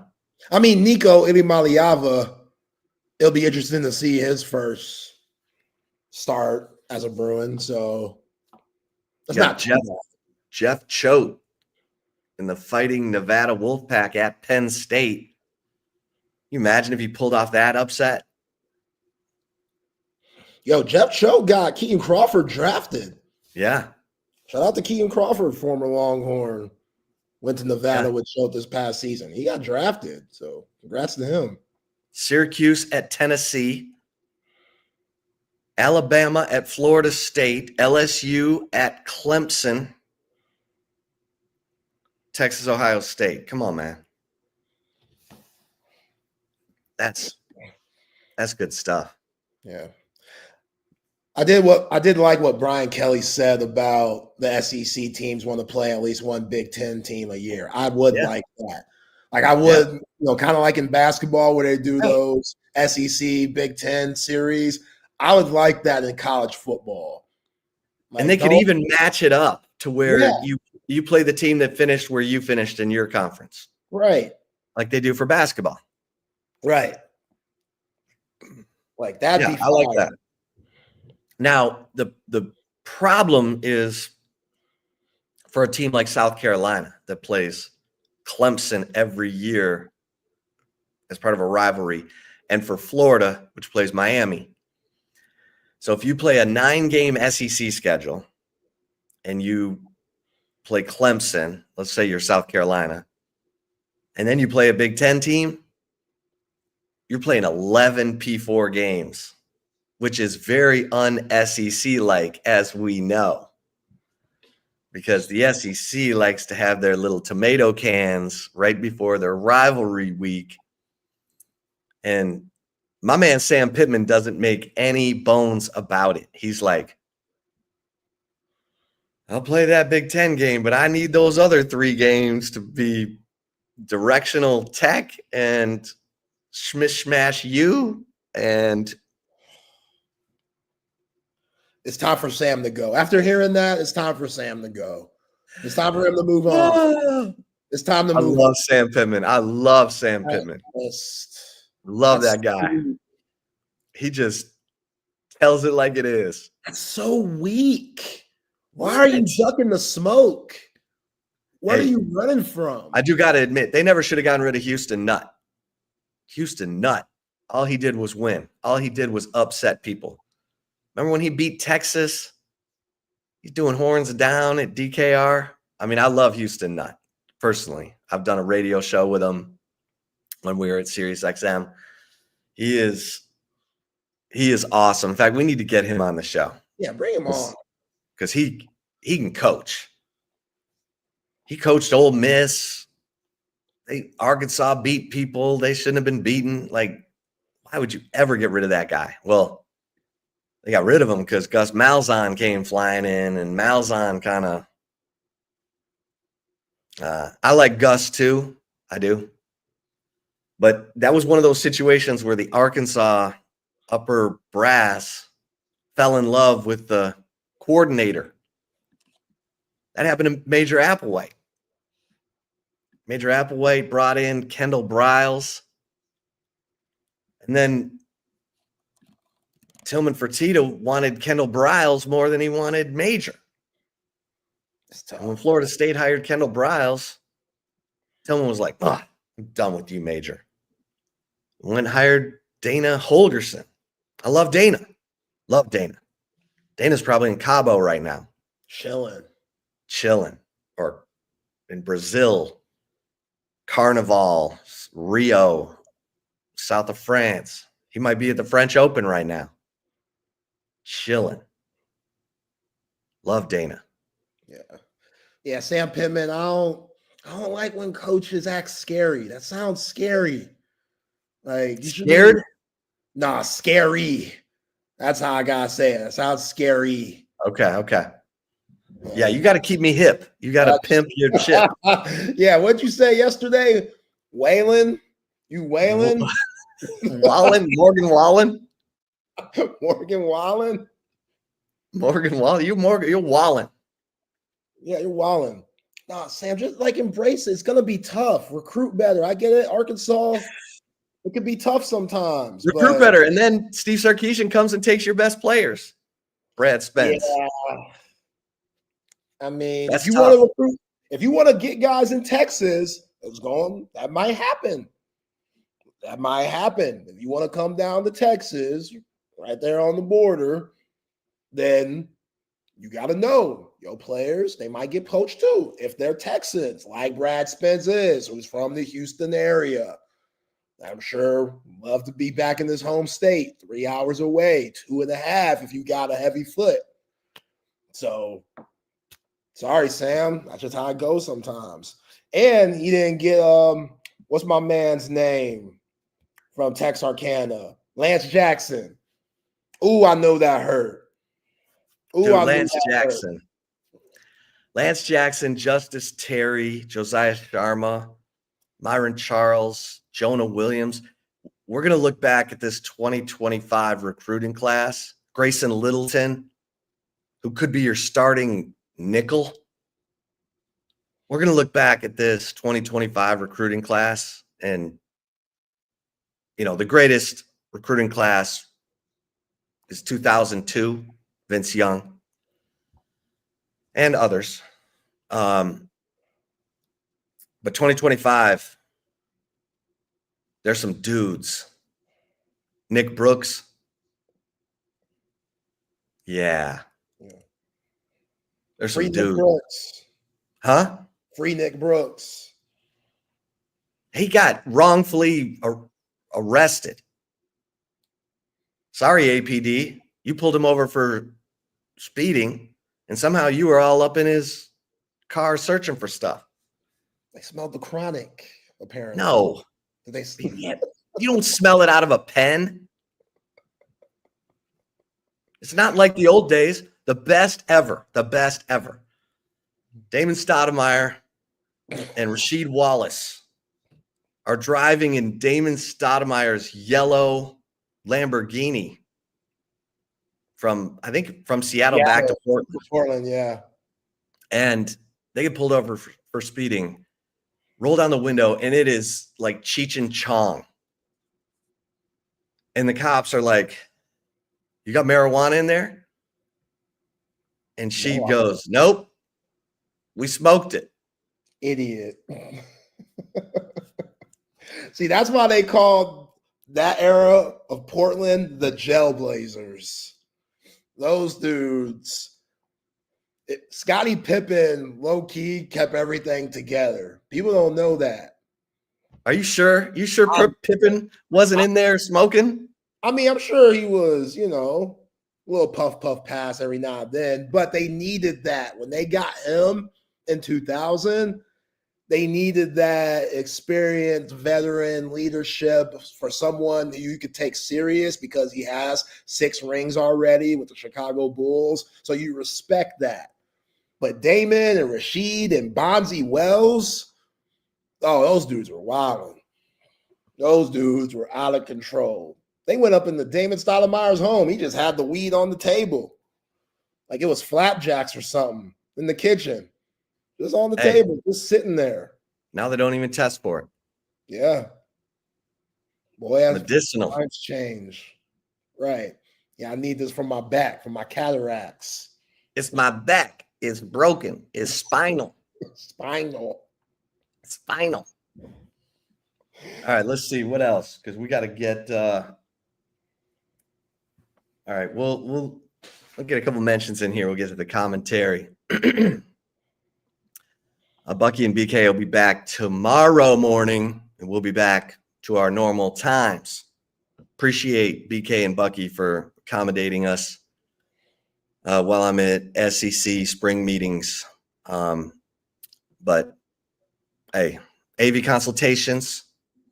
When you're ready for the big screen of your dreams, only one place to go in Austin, Texas. That is our man, Tom McKay, in audiovisual consultations. I know Tom is hurting right now. He's hurting. Dallas Stars are down. It's been tough. Tom's a big Stars guy, like we all are, or most of us. But he's the man. Anything audio or visual. He'll bring you the best price on big screens. Surround sound, surveillance, electronic shades, new lighting. He's got you covered. You don't need to be lugging TVs around. He's going to bring you the best price on big screens. Just call 255-8678. And Tom and his crew will bring everything to you. And be thinking ahead. You want to have that big screen in by football season. Just saying. And to my guys who are snoring, hey, it's more than just annoying to the person you're sleeping next to. Could be a sign of a major health issue.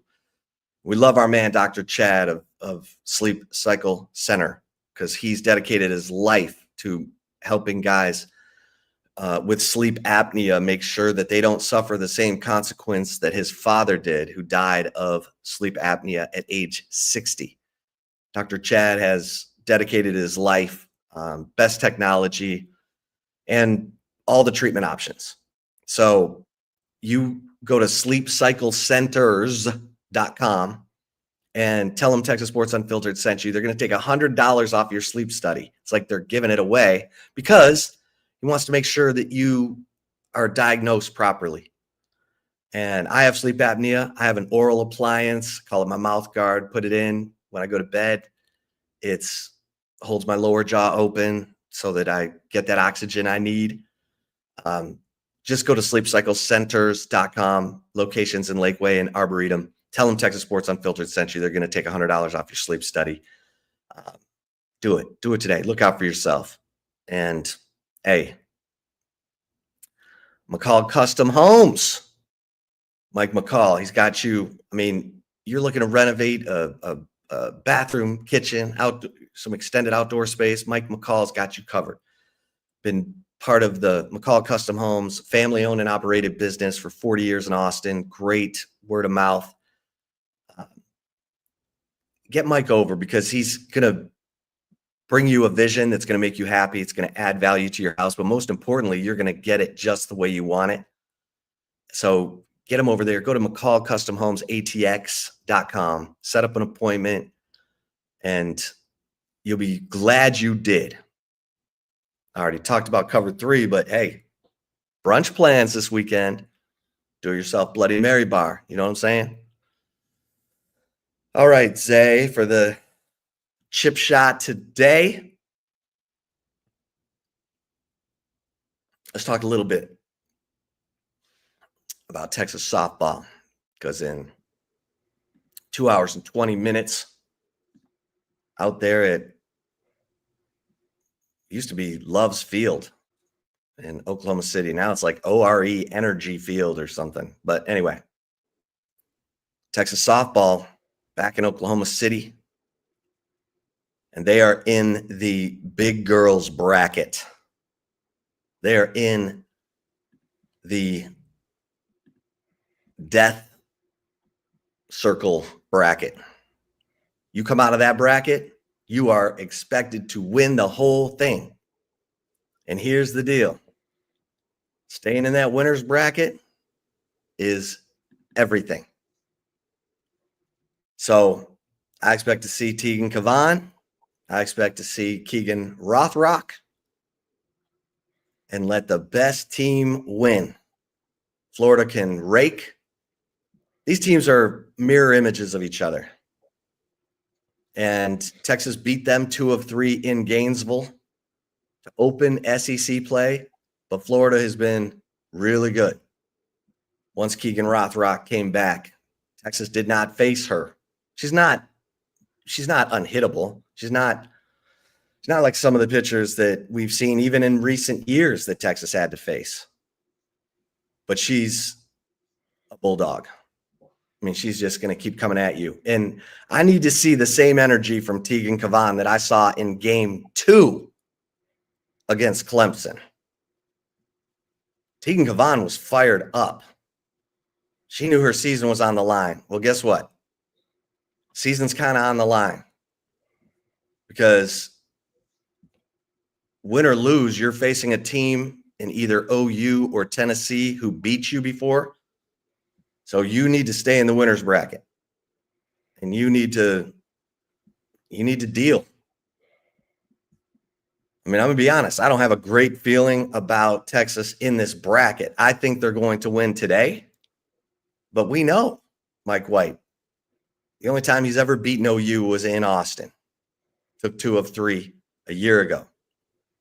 Tennessee with Carlin Pickens. That team, they're kind of relentless. Now, Carlin Pickens is going to be going up against OU, and then your depth of pitching is going to come into play. We know Carlin Pickens is going to pitch every game, and Tegan Cavan may pitch every game. And we can talk about that another time, about how the pitching rotation ended up being for Texas this year. But hey, they're in the Women's College World Series. And today's the day. 11 o'clock. You got Texas and Florida. You got SEC teams all over this Women's College World Series, and especially in this damn bracket. Good God. All 4 from the SEC. Meanwhile, down in the other bracket, you got Texas Tech. They're playing unseeded Ole Miss. You got 9th seeded UCLA and 16th seeded Oregon because Texas A&M threw up all over themselves. So 16th seeded Oregon is through. But let's go. Let's go. Yeah, I need whatever committee's in charge of making this schedule to do better, because it seems like they don't care enough. Like, yeah, just say when you get to Oklahoma City, we're gonna put the best team at the top, and they're gonna play team number 8, and then the second best team is gonna play team number 7. Very simple.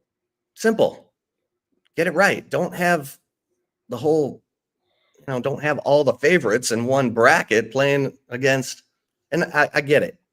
Look, we talked about Nigeri Kennedy getting that $1 million deal from Cody Campbell for 2 years. So she got $500,000 per season because she's supposed to come back next year. That was money well spent. Nigeri Kennedy she was the Softball America Player of the Year last year for a reason, because she can deal from the mound and she can hit. She's Brooks Kieschnick. She's Shohei Ohtani. She's must watch. Yeah. I'll give it to her.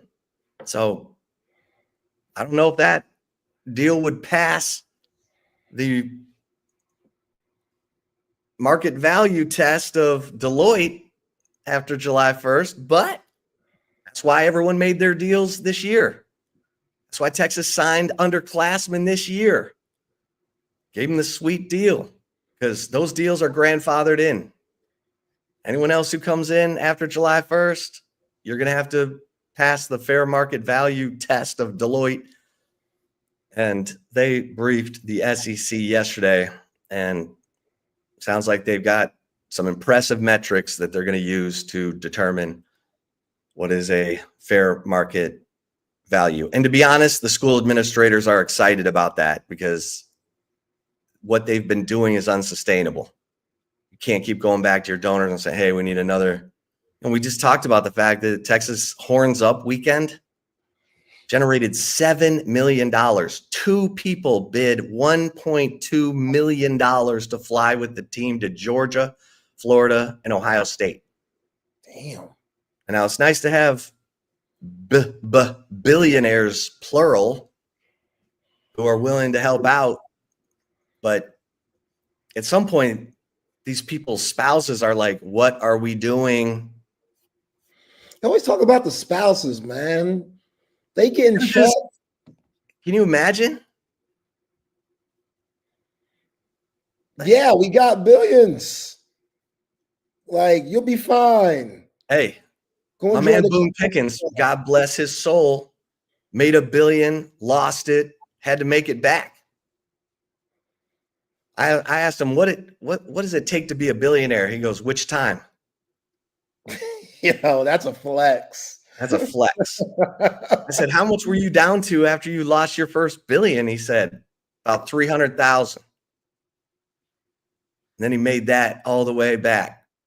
Now, he was an unbelievable oil and gas man. Then he got into wind power and water rights. I mean, that dude, I love that dude. I miss him. Boone Pickens, man. Oh, Mike Gundy. That's my one thing that sticks in my craw about Mike Gundy is that, Pickens was tough on him because he wanted to beat OU before he died. And Gundy was going 2-14 against the Sooners. Boone's like, screw it, I'm out of here. I'm out of here. That's crazy. I'll have to watch the rest of this from the comfort of my heavenly man cave. I'm saying Gundy killed Boone, man. Boone Gundy killed Boone. Take this no more, man. Huh? I can't take this no more. I can't watch this. I'm out. I can't watch Bob Stoops dominate you and then Lincoln Riley come in and dominate you every single year. Doesn't matter. And now that Venables is there and the Sooners are vulnerables, they don't play anymore. And everyone thought Oklahoma State was going to win the Big 12, and they went 3-9. Boone Pickens is pissed. Rolling over in his grave, man. All right, let's get to the right call. Let's get it. Before that, though, shout out to our amazing sponsors like Leaf Landscape Supply, full service wholesale and retail plant nursery and landscape supplier here in the ATX. If you want to get right and just different decoration in the home, outside with different plants and whatnot, Leaf Landscape Supply is the place to be. Go visit both of their locations up north off of Palm Springs Road and down south off of 290 in Monterey Oaks. Whether it's large quantities of supplies to fulfill any landscaping job, trendy house plants, a collection of specialty plants, and rare plants, they're your one-stop shop for everything you need. So check out their website at leaflandscapesupply.com to see what they have to offer. Their online ordering is terrific, where you can get back soil, bamboo, different types of trees and seeds, and everything in between. And remember, when you go in and you make a purchase, let them know, only in store though, that you heard from your boy Zay Collier at Texas Sports Unfiltered, and you get 10% off if you mention us at TSU at Leaf Landscape Supply. You get 10% off whatever you purchase. Leaf Landscape Supply, baby, and Covert Bee Cave, Covert Automotive Dealership. They've been doing it in the greater Austin area for over 100 years and been doing it well. Wifey and I are Covert Bee Cave people, and we love our Buick Encore GT. And if you want to be like us, hit up Covert Bee Cave to get a new and pre-owned vehicle. Buick, GMC, Ram, Jeep, Dodge, Chrysler, and Cadillac are the 7 brands that they have to offer. Check out all the latest inventory and specials at covertbcave.com. Nobody beats a Covert deal. Not now, not ever. All right, Ship. So yesterday we briefly discussed or maybe it was the day before. I don't know. These days could get mixed up sometimes. But we discussed the cover of the new college football video game, where we saw Ryan Williams from Alabama and Jeremiah Smith from Ohio State gracing the covers of the original edition. And then we saw the deluxe edition with all the coaches like Kirby Smart and Lane, James Kiffin, Franklin, James Kirby. Franklin. Yeah, exactly. You had old school players like Tim Tebow and Reggie Bush and Robinson. What's my man's name? The old quarterback from Shoelace, Michigan. Robinson, Denard Robinson. What was his name? Shoelace. Yeah, Shoelace. There we go. He's in the back, standing by Bryce Underwood, the new quarterback of the Michigan Wolverines. But somebody had a little fun and made a version, which I can't find now, but they made a North Carolina version of the game.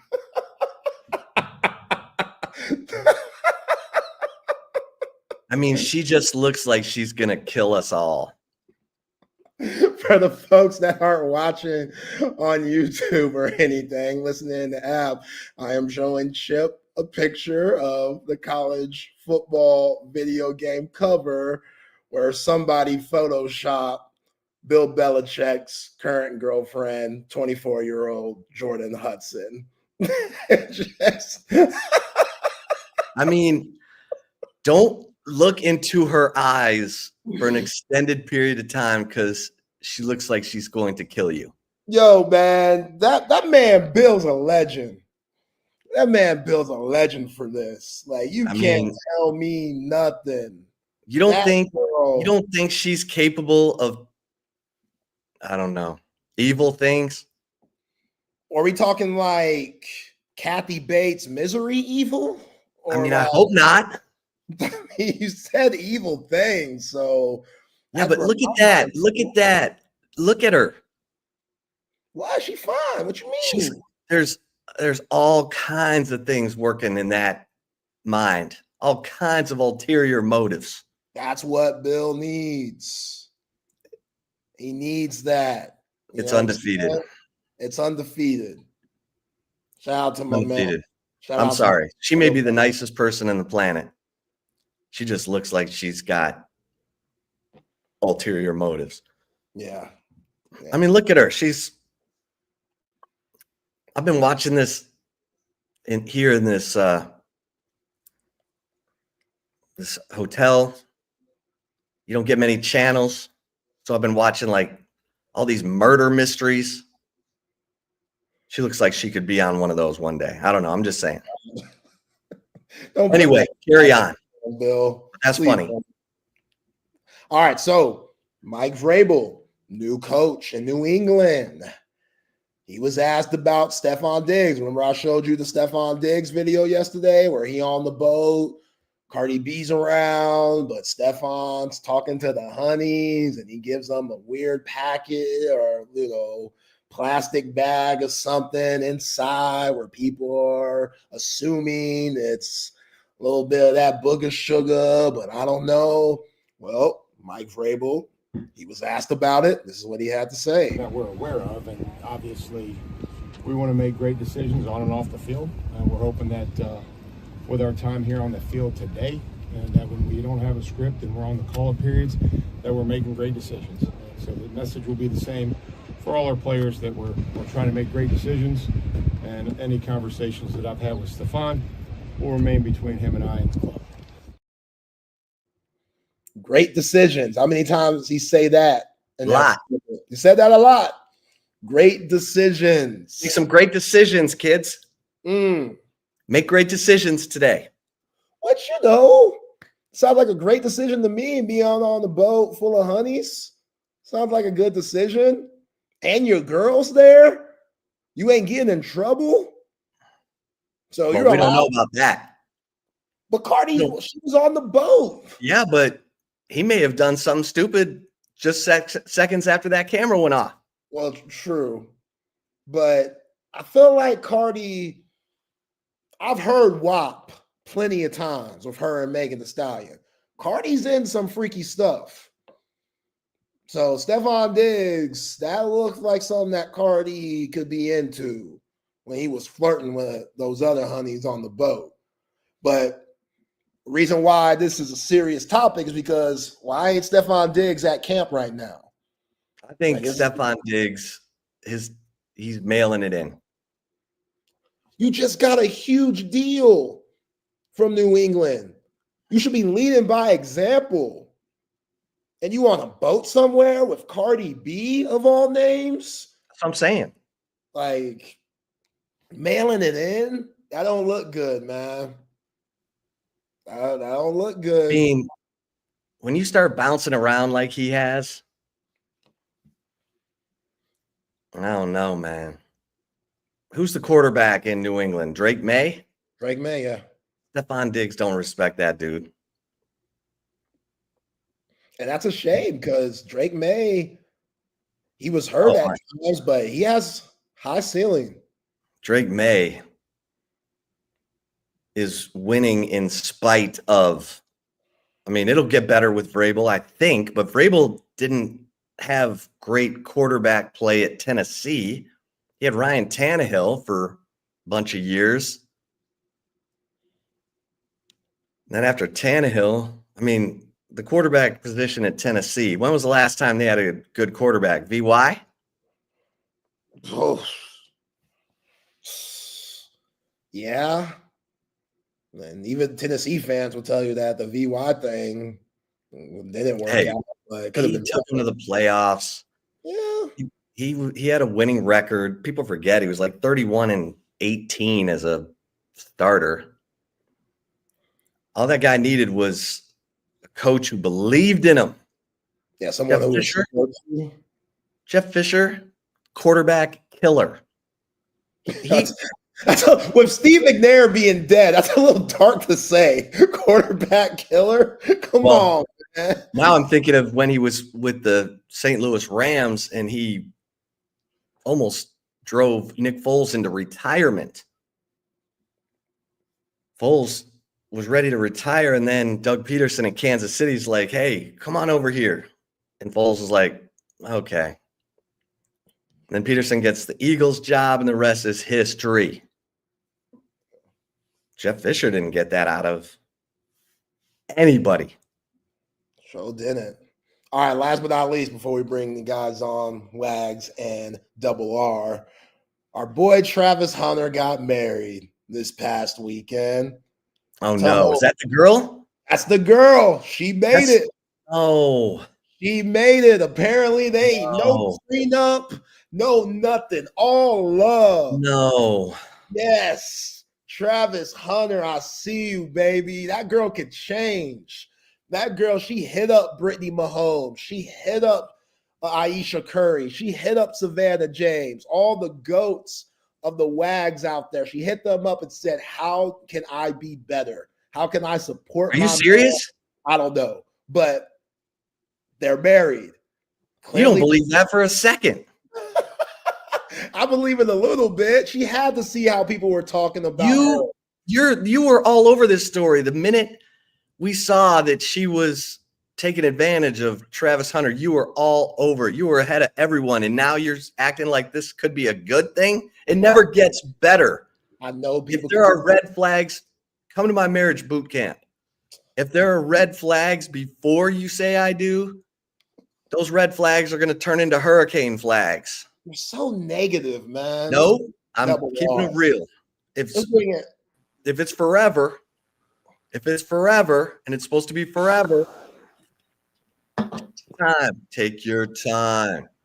Cold, man. This is real love, Double R. Double R. Man, come on. So she's going to decide whether he's a wide receiver or defensive back. She will make the call. You know it. You know I'm right. Zay. I don't know if she got that much power. Oh, man. Yeah, she got some power, though. She clearly has some power. She absolutely does, man, because that's, no prenup. That, I don't know. But you guys were talking about Belichick's wife. I've been telling Wags here for a while. Belichick looks like hypnotized to me. She's got that dude hypnotized, man. That's not. Oh my God. Why can't it be good? That's not good. What does that mean? Why can't it be good? Why can't a woman have a good influence on you? Do you see him though? He doesn't look like he looks like Chip and I after a night at the bar, but he's got that look constantly on his face these days. Oh yeah. He's got like, and by the way, that picture that Zay showed of Jordan Hudson. Uh-huh. You ever see the movie Get Out? Yes. You know the girlfriend in Get Out? Yeah, absolutely. But I'm with you because my wife, Chip, she watches all those crime and killing and all of these different things. And man, it's fitting the bill. It is fitting the bill. I hate to say bill, but it's fitting the bill pretty damn good. Well, it's fitting the bill. He's fitting right in. Everything's going great. But I don't see how that story ends. No, not good. Not good. Not good at all. I don't believe in love, man. I'm disappointed. Oh, I believe in love, but yeah, well, we are a layup. Hey, we'll see it. We're done with the mornings. Right on. Oh, bad. Y'all get to sleep in tomorrow. All right. Right, back to the usual. Absolutely. Appreciate y'all. All right, guys. Hey, have a good one.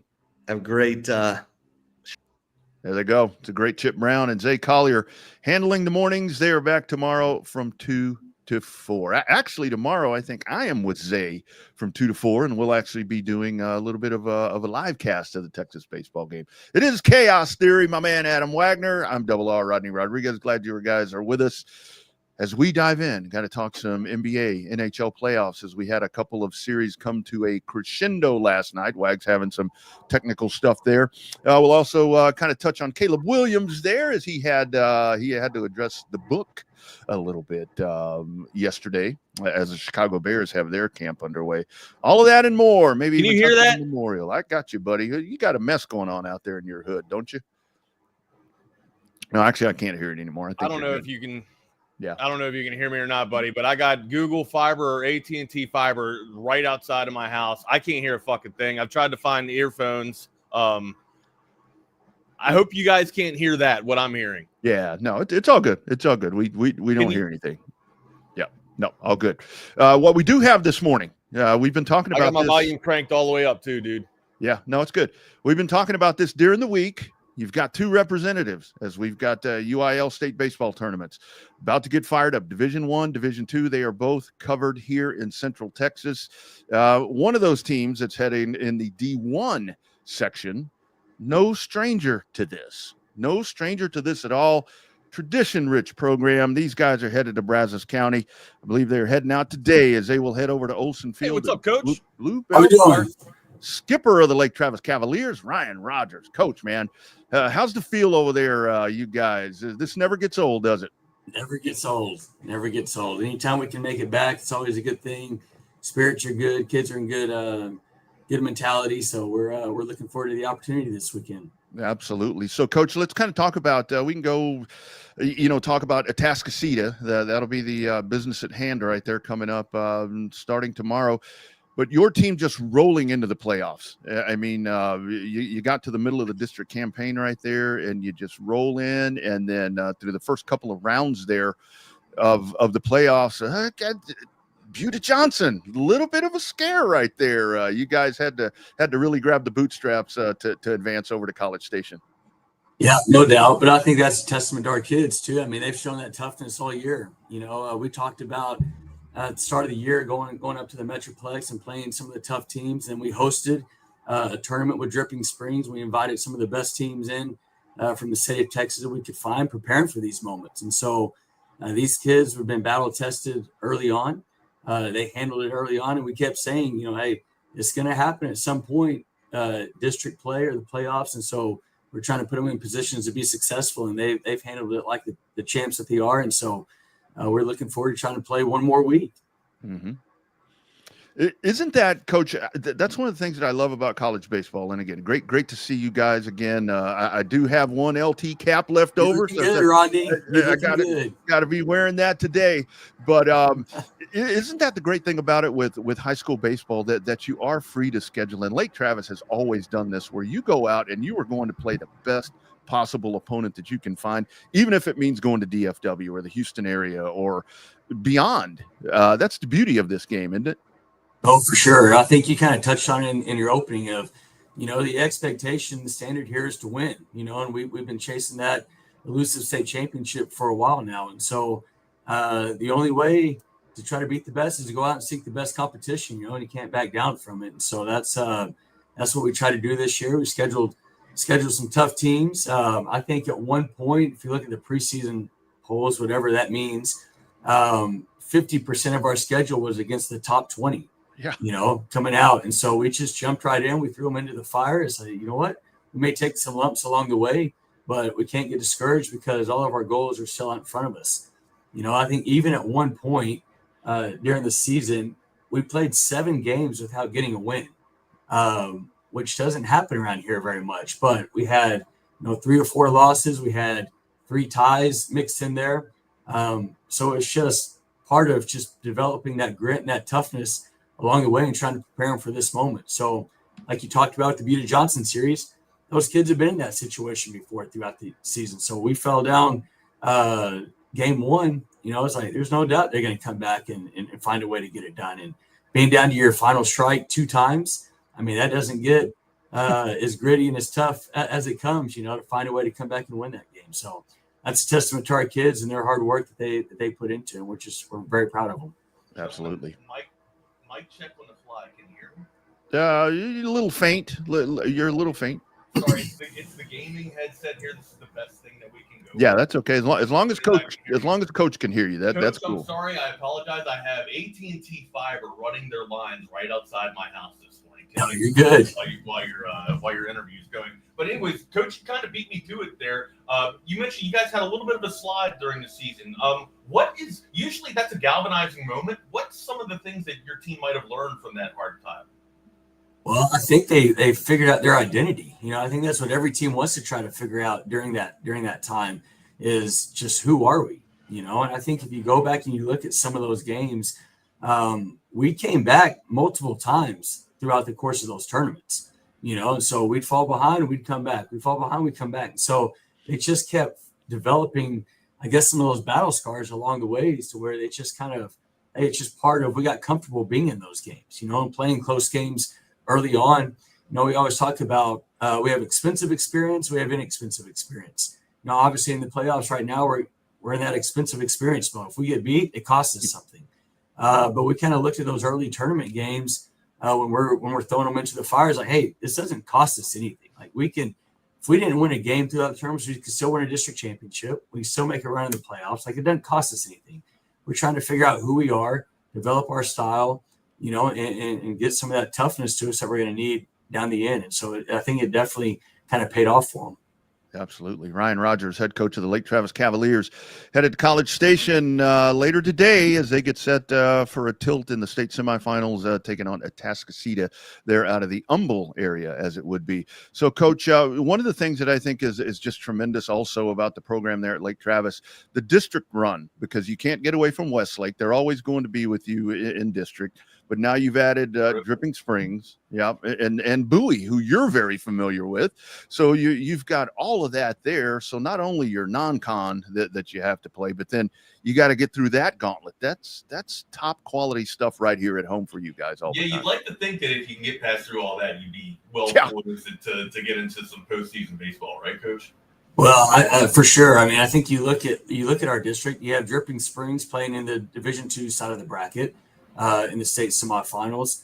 Westlake makes a run every year, so it's just. I mean, that's why you want to play for the Cavaliers, because you're going to play the best competition that there is, and I think that's part of what everybody wants to do is you want to be the best. So in order to be the best, you're going to have to play the best, and you can't back down from that.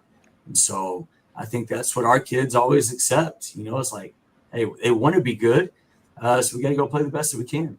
Mm-hmm. Coach, let me ask you a little bit of, I guess it's along the personal lines here.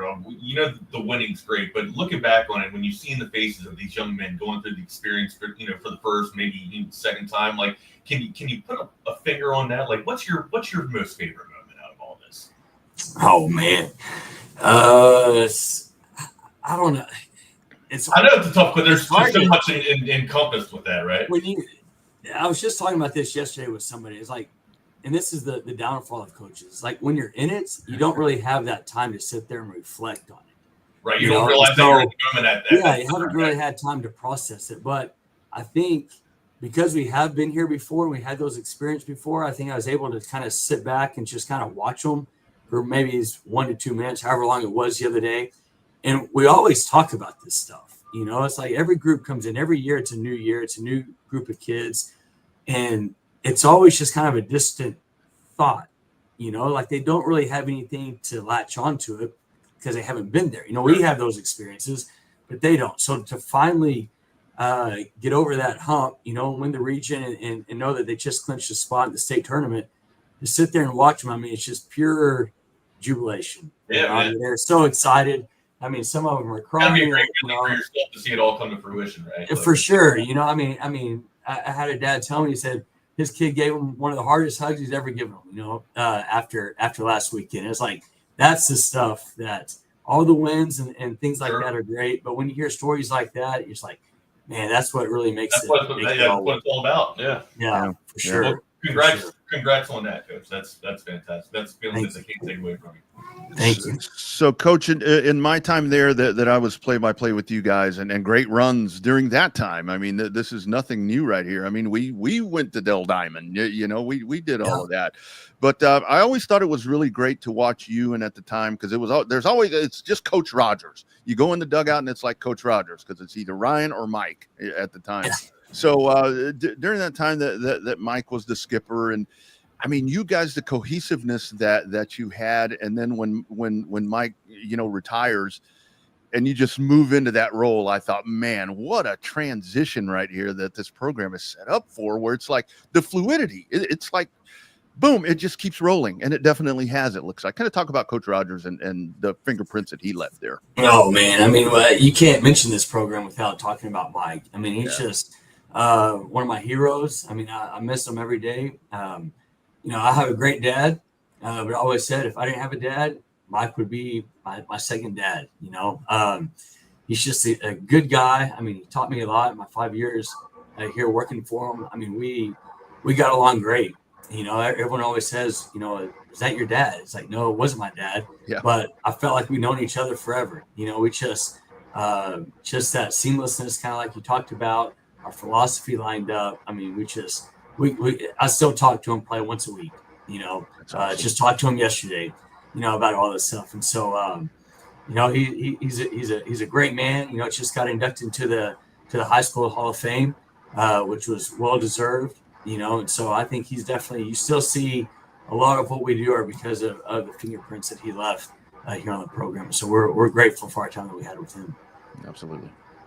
Coach, one more for me. Is there a mantra or an influence that you have from a skipper in the pros that you kind of take with you and you kind of embark on?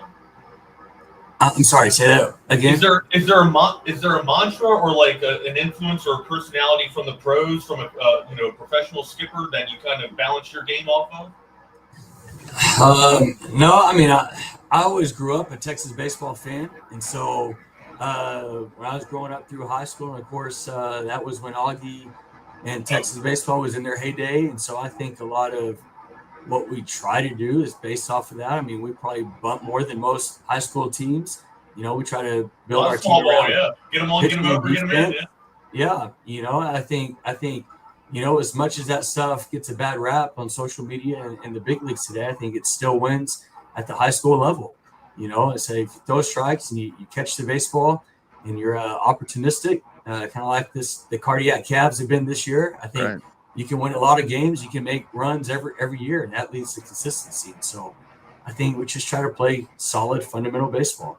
Absolutely. So close, so many different times. Last one here for me, Coach, as we get ready to set you guys out to College Station, out to Brazos County. First and foremost, I know that fan base. I'm sure that they have a send-off ready for you guys. Kind of talk about that, about the energy, and you go to Cavalier Field and watch a game, and it seriously is like being at a minor league baseball park. I mean, it's nicer than most minor league baseball parks, for crying out loud. That old kid. Yeah. Talk about that, then kind of touch on Atascocita. And is there a small part of you, because it's Prosper and Midway, who you would get? Is there a part of you that says, bring on Prosper, because we know we have already seen them this season? Yeah. I mean, kind of like you talked about, man, we got one of the best facilities in the state of Texas. I think that's when you talk about the facilities and our support from our administration, I said it's no secret why we're being able to be successful year in and year out, because of the great support and the resources that we have here. Our fan base, like you talked about, I mean, it's awesome to show up, and I mean, it's full every week. The community support, the parent support, I mean, it's second to none. So we're very grateful for them. I mean, they're fired up for this time and for their kids. But no, I mean, as far as who we would like to see next, I mean, we're going to have our hands full with Atascocita. I think it's a good matchup. I mean, obviously, everyone says, well, how good are they? Well, they're good. They're in the Final Four with everybody else. So, I think there's some holes that we can try to expose if we have opportunities. But I think if we say with the philosophy we've had all year, we have to take care of our business, which means we got to throw strikes. We got to make the routine play and get our outs on time, and we have to have tough at bats, and if we do that, I like our chances, so. Do you feel like you got the advantage on the bump? I mean, I feel like we can match up with anybody on the mound. I mean, between Webb and Luke McBride, and then as you saw last week, we had some guys step up. Yeah. Weston McDaniel and Big Red, and other guys who have ate up innings along the way. Landon Lane has come back for the playoff run. So, I mean, I think the longer we've played, we've gotten more healthy. And so I think that allows us the opportunity to match up with whoever. So we feel good about it. I mean, perfect time to get healthy, right? Bigger deal than what it is. It's still baseball, so yeah, go play. Yep, absolutely. It'll be the best of three coming up over in College Station over at Bluebell Park, Olson Field. It is Lake Travis and Atascocita. And then they'll take on, well, if you win that, we'll say that to be objective, then it would be Prosper and Midway who get set to go after it. Coach, thanks for taking the time. Great to chop it up with you again, and great to see that baseball tradition continue at Lake Travis. Best wishes, my friend. Yes, sir. Thank y'all for having us. Go Cavs. Hey, take care of this, and we'll do it again. Take care of this, and we'll do it again when we bring you home. Let's do it. Appreciate y'all. Thank you. Take care, Coach. You will, Coach. There goes. It's Ryan Rogers. Still yeah, good? Yeah. You're totally good. You're totally good right there. Hey, that conversation with Coach Ryan Rogers brought to you by one of the Lake Travis baseball great sponsors, also a tremendous sponsor with us right here at Texas Sports Unfiltered. It is our friends at Covert PK. They treat you like family. My husband and I have bought several vehicles from the Coverts over the years, and it's always just been easy and effortless. By the time we walk into the dealership, paperwork's ready and we're ready to buy. I walked in, literally signed a couple of things, and I was 10 minutes in and out. They just take care of everything. I personally feel like people took care of me. I feel like as they're taking care of me, if they take care of other people that I know, it's just that much of a plus. Covert, born and raised in Austin, where you are always treated like family. That's right. Nobody beats Covert deal. Not now, not ever. And kind of one of the things, just on the recap there with Coach Rogers. And again, those games are tomorrow. It's tomorrow at 6:00, and then tomorrow. The following, no, what is today? Today is Thursday. Tomorrow at 6:00, okay. And then Saturday if necessary. So that's how that goes. So pardon me. I think I said the first game was on Friday. But the thing about that with it, Wags, where it's so cool. Here's who they played. Here's who they played in the non-district stuff. Prosper, the teams from Rockwall, San Antonio Reagan, Dallas Jesuit, Flower Mound, and Steele. That is all top programs right there. That's what this team's always hitting on full cylinders. Yeah, man, I'm trying to adjust my audio real quick. It's the guy's still saying that they can't hear me. So yeah, you're good. You're just I mean, you kind of sound like a little bit of a tunnel, but I can hear you pretty good. I don't know what it's doing on the thing, but I know. So the day that I was at the hotel, when I sounded like that, I was using a gaming headset. So that was the problem. But anyway, we roll on. Great conversation right there with Ryan Rogers, and again, Dripping Springs as well. Man, we're going to be pushing for those Tigers as well. I did reach out to Chris, to the coach there of Dripping Springs, just couldn't get it all buttoned up. So anyway, we'll work on getting that done. So we need to reach out to Slothsnagel too, man. Oh man, now you sound great. Before we get to NBA and all that stuff. So 11 o'clock, you got Texas softball today, Wags. So let's see what we get. Need a very aggressive Tegan Cavan. I'm hoping that's what Texas gets. It's a 11 o'clock game there with Florida. Texas wins a series earlier in the season with Florida. I know none of that matters. That was back in late February or early March. But Texas softball, man, this is going to be a pretty tough go right here for them. Very tough bracket that they're going to have to get through in the super regionals. Absolutely. But the Lady Horns can do it. They've had adversity faced throughout this entire season. I mean, and we could, just like we were talking with Coach Rogers, like at this point, the cream has risen to the top, right? You're going to get the best of the best, and I don't really care too much about the opponents. I've seen enough from these Lady Longhorns to think that they, have a solid chance at actually making a run at this thing. Yeah. Coda text line open and fired up, 512-222-9328. Our man, #BeNasty. Exactly. Don't forget about Thrall. The Thrall Tigers making a little bit of a run here as well. So good high school baseball going on. State semifinals. So last night, Wags, we can dive into it. A couple of tickets punched, nothing really surprising. Oklahoma City would start with the association. The Oklahoma City Thunder come out and just totally dismantle Minnesota once again. They have made this look so easy, just overwhelming presence that you have with Oklahoma City. And I think a lot of people are already getting into talking about, not only are they going to win this year, Wags, but talking about them, 5 years, this is a 5-year, 6-year run of Oklahoma City. I'm like, pump the brakes on that just a little bit. Damn, where are you seeing this at? I haven't seen that at all. Where are you seeing that? Man, I saw that. I saw that they were talking about this morning on the 4-Letter Network, to where this could be a magnified Big Three. Well, don't watch the 4-Letter Network because they don't know what they're talking about. There you go, and that's exactly my point, because we haven't had a repeat champion in how long? 7-8 years. And people want to sit here and already crown these guys. Yeah, I mean, maybe they'll win the championship this year, but I'm not going far beyond this year. They look really freaking good right now, but I'm not ready to bet the farm on anything. This thing was over. This thing was over after the first quarter. I mean, I know they had to play all 4 of them, but I mean, after the first quarter, this thing was basically said and done with. I think they didn't even get 10. They got 9. They got 9 they got 9 in the first quarter. And then it was absolute blowout by halftime. So, it comes down to the ability to attack the basket, and we mentioned it, time and time out.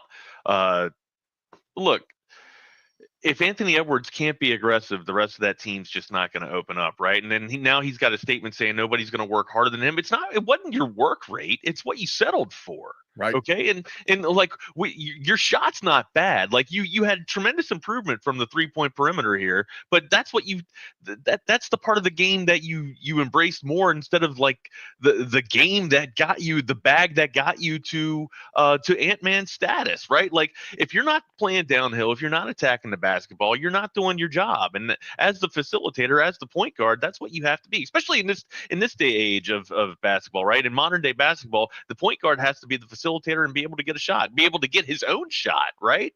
And look, besides Ant-Man, like Ant-Man was the only one that can get a shot. Julius Randle can get his shot too, but nobody else really can, right? And unless Anthony Edwards is unlocking that movement and unlocking that flow for the rest of the team, it's not going to happen. So, and what I mean by that is people react and people respond to Anthony Edwards' aggression, right? When he plays downhill, the defense has to rotate over, which makes more space on the floor for other people that can't usually get their shot off. Now they can get a shot. Now they can get a look. That's what Anthony Edwards does when he plays aggressive. When he settles on the perimeter, when he likes to just sit there and live in three land, it's a detriment to the rest of the team. And I'm sure Chris Finch knows that.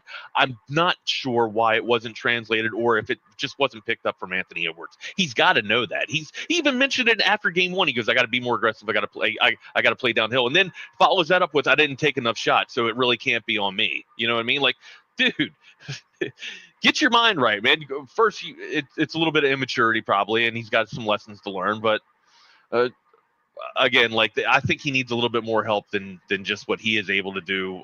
And what's his back? His Mike Conley, like Mike Conley's going to be able to to distribute the ball. No, you need another facilitator. Yeah, no doubt about it. John talks about here on the YouTube chat, Ant nowhere aggressive against OKC as he was against the Lakers, and this goes back to, I mean, this game starts last night. It's also it's also the team defense of Oklahoma City. Like that it's a testament to their defense as well. Yeah, that's what I go back to right there. I mean, and enforcing turnovers. I mean, with Anthony Edwards and they just shut him down and 1 for 3 from 3-point land again last night for Anthony Edwards. Yeah, 14 turnovers. But you know what? His mid range, he hit a sweet mid range jumper. You know what I mean? Took two defenders off the dribble, pulled up and hit a sweet jumper. I don't know why that wasn't in his bag the rest of the night, but by that time it was too little, too late. There was already a 20-point advantage for Oklahoma City. Yeah, and this is a team that's built. I mean, this is a team that's built for somewhat of a little bit of a run right here. Kind of back to that point, but you know, I'm only concerned about the right now. I want a good finals, which I think we're going to get if it ends up being Indiana and Oklahoma City, like we talked about. That's going to be a really good final. I think so. Yeah, but it's just Oklahoma City is just overwhelming. I mean, I legitimately thought that we'd get maybe a 6-game series out of this. Mean, fucking Luka Garza played last night. You know what I mean? But I mean, I did not think that it would be the absolute domination that we saw. I thought that Game 3 would be what Game 3 was. When Minnesota fell behind, that they would come back and they'd like beat the living hell out of Oklahoma City in that game. But I thought the others would be close. But this is just absolute domination. No other way to look at this, Wags. Oklahoma City took Minnesota to the woodshed in that series, and now they've got extra time to get ready for whoever comes out of the East. Looking at this, what was the deciding fact? Like, what was the X factor for you in this series that made it go 4-1? I go back to the defense. I think team defense was just so much of that. I mean, besides team defense, like if you had to pull one individual out of here that kind of soared out of this, the MVP of the series. That's what I should have asked. Oh well, I mean, let's take SGA out of this. I think because obviously that would be the MVP to me. I mean, I think J-Dub was great in this series. At the same time, I think Chet was really good. I'm gonna go with Dort. Yeah. I'm going to go with Dort's defense and his ability. Caruso, I mean, you got to throw Caruso on the end of that with the defensive help too. But Dort's ability to hit from the perimeter, to make shots, and also play a tremendous defense. I got to go with Dort. Dort's probably my MVP of the series. And I think kind of to that point where this team, because went 2012, is that when they went the last time? I think this team is just deeper. The Thunder team is just deeper at this point to where they're ready to make a run right here. But Indiana's kind of deep too, right? They've got folks that can come off the bench and make plays. So I think that's why this final series, if indeed it does end up being Oklahoma City and Indiana, sets up to be really good. Hopefully one that's going to go. Give me 7 games. I got no rooting interest. Yeah, I still think Oklahoma City's the better team, right? And Jake kind of beat us to it here. Their roster, Oklahoma City's got the best roster in the playoffs right now. Love what Carlisle and company's been able to do. They're pretty deep as well, but at the end of the day, the second 5 or the second unit is better than Indiana's second unit, in my opinion. So you've had a couple of players playing outside of their world here. And I'm not saying that Tyrese Halliburton is playing outside of his world, but I think that he's actually, arrived. But Neesmith, I mean, is this really Neesmith's, star power, or is he going to come back down to life, or come back down to reality here? And I'm not picking on Miles Turner. Miles Turner had one hell of a series against New York, as a matter of fact. I talked about the reason why New York was kind of, struggling was because of the battle between Cat and Miles Turner. Without Cat, New York just wasn't able to, or they're still rolling, but without Cat being able at the height of his game, New York doesn't have that I guess that second combo, right, with Brunson. That Brunson's going to get his. If you're Carlisle, you let that you just let Brunson eat. We'll take care of Towns, and Hart, and everything else should be okay, right? If you are if you are Carlisle, that's kind of the format or probably the game plan that you want to roll out, just because if you can control Karl-Anthony Towns, that's the X factor for me. And when he does play well, they usually win. So again, no slap to Miles Turner. I think Miles Turner has been doing fantastic work on Karl-Anthony Towns. But it's going to be more from the defensive side, not from the offensive side for Turner. Yeah. So for you with Minnesota, and you kind of touched on this a little bit. So the second year in a row here that they, fall in the Western Conference Finals and fall, pretty easily, but the best way to say it. They need another facilitator. Yeah. They need more than just Anthony Edwards. Yeah. Yeah. You absolutely have to do that. They've got to and stop relying on 7-foot people to shoot threes. All right.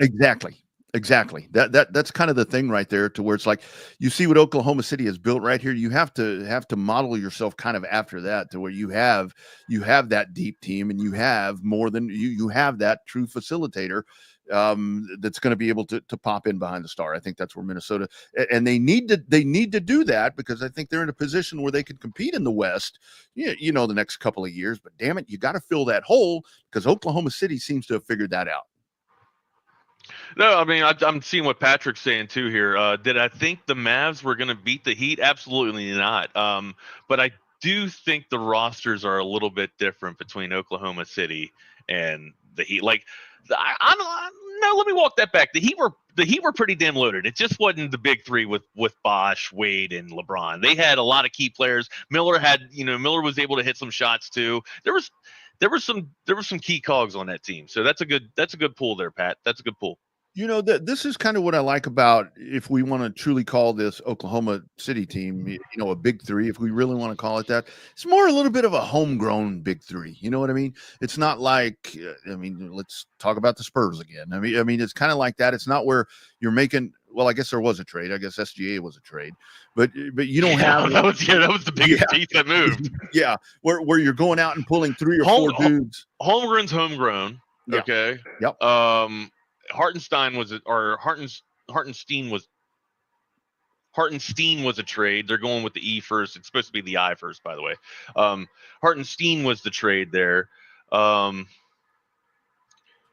think Dort was a trade too. I want to say Dort was a trade, and Caruso was a trade. So people that play, key contributions and big minutes for Oklahoma City were acquired.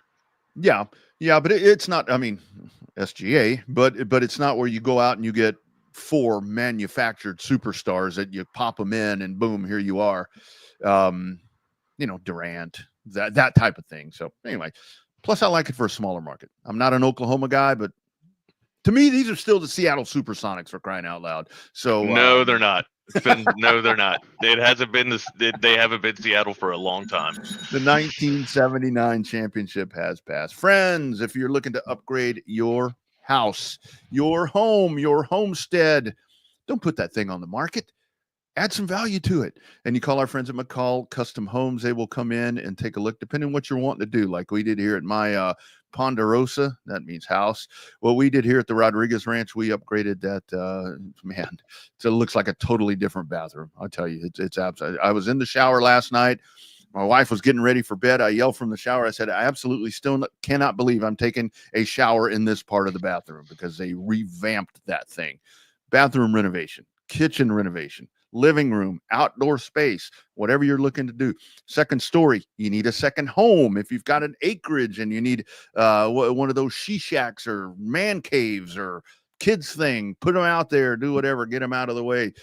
McCall Custom Homes can do that for you. McCall Custom Homes, ATX.com.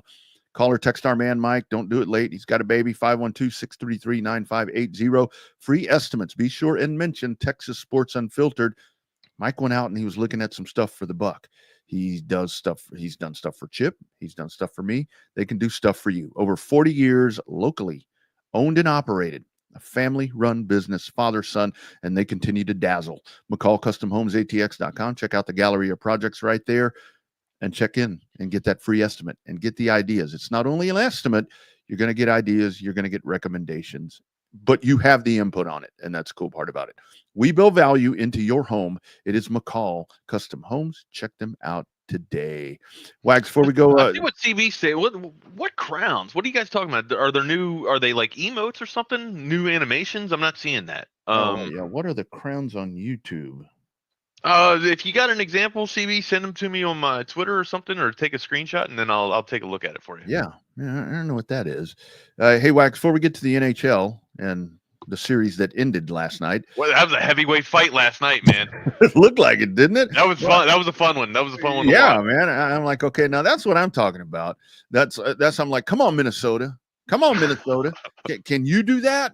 Come on now. Can you do that? Dude, how did we? I was like last night, I'm fascinated with weather. How do we miss all that last night? I'm watching radar and I'm like, Wags and I are going to be talking about down trees and all these different things in our neighborhoods. It came through we're in the same neighborhood. How does it skip over your yard? Like, dude, I had to clean up debris. Really? I got rain. Yeah. That's all I got. I have 2 oak trees in the back of my yard too. So, I mean, we've had them, trained? What do they call them? Spurned. We've had them spruned. Or whatever, where you get them trimmed back or whatever. Scorned? That's a woman. Spurned or something like that. We've spruned. I don't know the terminology. I'm not an environmentalist, but anyways, we've had them cut back and trimmed back to where they're not supposed to explode or have too much dead limbs or whatever. But we had some good debris to pick up this morning there when we let the dogs out, man. Oh yeah, man. No, we didn't have anything. I mean, it just kind of soaked the grass. So that's been sitting out there with the coffee in the mornings as I'm getting chewed up by the mosquitoes. By the way, I got to figure out a way if I'm putting in this pool. Like I'm doing the Clark W. Griswold, right? Sitting back there on the patios, sipping out there, looking around, seeing where I could put a TV or so, hang a TV from audiovisual consultations. Might have to just do a brand new, might have to just get audiovisual consultations to contract my entire back porch and just remodel it for me, man. But just you know what I mean? Just kind of daydreaming, brother. Daydreaming out there and then watching the dogs run around, and then all of a sudden just notice the debris all in the yard and said to myself, well, you know what? I'll be pulling this shit out of the pool when next year this happens, man. So, well, I got to tell you, there have been times around here like us with the hail and we get these hail things. When they start talking about, okay, there's no way that the hail is going to miss us. And at whatever point it misses us every time, right? Well, no, not every time, because there have been times in the past where, I may have had an older car and they're like, okay, the hailstorm's coming. I go out and I park that sumbitch on the street. That's bullshit, dude. Your car doesn't get hit by hail. You just want an insurance write-off. That's what I'm talking about. I got you figured out. What I'm talking about. It's like boom, and then I come rolling up 6 months later, and I'm in this badass new car, and they're like, "You bought a new car?" I'm like, "Oh yeah, I got hail damage." That's what I had to do. Hey, speaking of audiovisual consultations, how about a word from our friends at Audiovisual Consultations? Hey everyone, this is Tom McKay, owner of Audiovisual Consultations. We've been serving and assisting customers in the Texas area. I think I got this by now, old man. This is Camilla McKay, Audiovisual's social media and website manager. Our company has been helping you sit back and relax for the last 37 years. We come to you, and we're the kind of workers you want in your home. We give you all the advice at a great price, and we do a lot more than just audiovisual systems. We have employees capable of performing services like electrical contracting, heated floors, motorized shades. Am I forgetting anything, old man? Yeah, we do surveillance systems, controlled lighting systems, and landscape lighting, computer networks, multi-room audio systems, and of course, we install some really cool theaters. I had a feeling you were going to say that last one. Now, am I forgetting anything? Only this. Remember to hug your kids, laugh with strangers, and make love to whoever the hell you want. So give us a call at 512-255-8678. Or visit us online at avconsultations.com. That's 512-255-8678. Hi, everyone. This is Tom McKay, owner of Audiovisual Consultations. Stop it, Rodney. We've been serving and assisting customers in the Texas area. I think I got this by now, old man. This is Camilla McKay, Audiovisual's social media and Wanna hear him website again. manager. Hold on. Our company has been helping you sit back and There we go. There you go. There we go. Hey, speaking of that, I talked to Tom yesterday, called to check. He actually called me to check in. That's what a good friend does. A good friend calls to just, and all of my friends are like, all right, asshole, what are you talking about over here? Tom just called to check in. And I wanted to remind people, because he was telling me this. I mean, you've got the Texas Stars are getting set for the Western Conference Finals. You've got games at the Cedar Park Center, definitely on the June 2nd and June the 4th. Still about 2,500 tickets available right there. So check out TexasStars.com. Get those tickets. I think it's like a Tuesday and Thursday or a Monday and Wednesday, whatever. Kids are out of school. Get out there. Support the local team. Ain't that right, Wags? Go. When I look at you, I see a fucking infomercial now, bro. Like all I see is an infomercial when I look at you. I got to tell you, when we were at the Mullet Open, our man Mike McCall said, "Hey, I got some caps." I said, "Dude, give me a cap." And BK of all people says, "Yeah, give him a cap. He's a walking billboard." Hey, I will endorse your product too. If you'd like, friends, I will endorse your product too, right here on I KL. can't look at you differently now, man. That's all I see. I just see a walking advertisement. Do I look Rodney like Rodriguez. Who was that guy that used to get in the boat and the boat had a hole and he put that tape on there and the I boat, don't know. the boat I was don't even able to know what float? the hell that. I don't even know what the hell that tape was called, but it's miracle tape. You can put it on anything. Was I it think Dean Martin? It was Dean Martin. No, Ain't that a hole in the boat? Dean Martin. No, dude, this is modern day, man. I'm kidding, man. Ain't that a hole? Like the sailor said, "Quote, ain't that a hole in the boat?"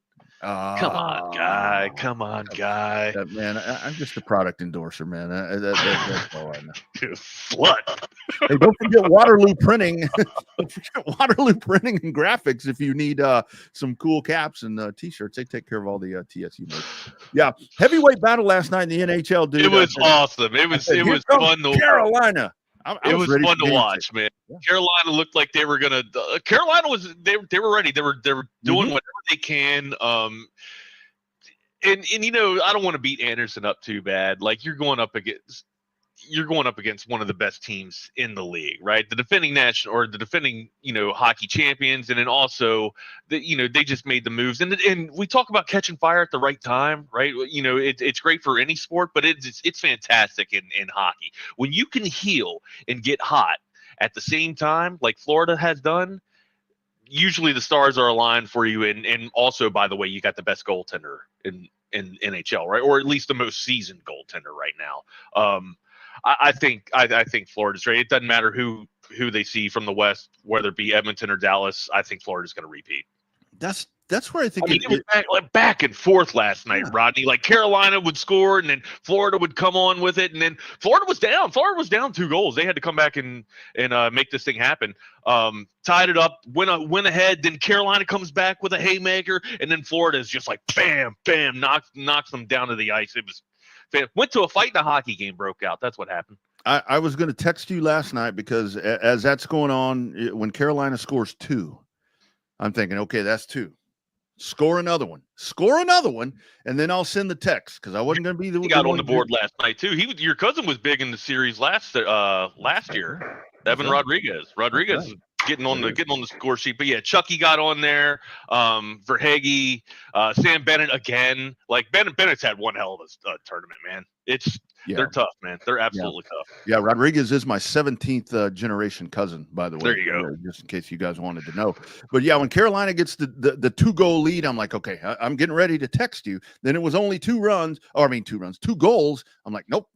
Let's wait. 2-goal lead's the hardest lead, most dangerous lead in hockey. Well, yeah, in most sports, that have goals like soccer, hockey. That's usually it's the toughest lead to hold, right? This is what they say, or the most dangerous lead.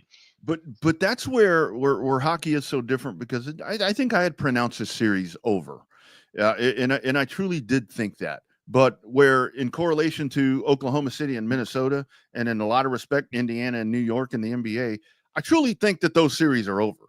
But Carolina legitimately looked like they were ready to fight and drag this thing out and try to push it to at least six.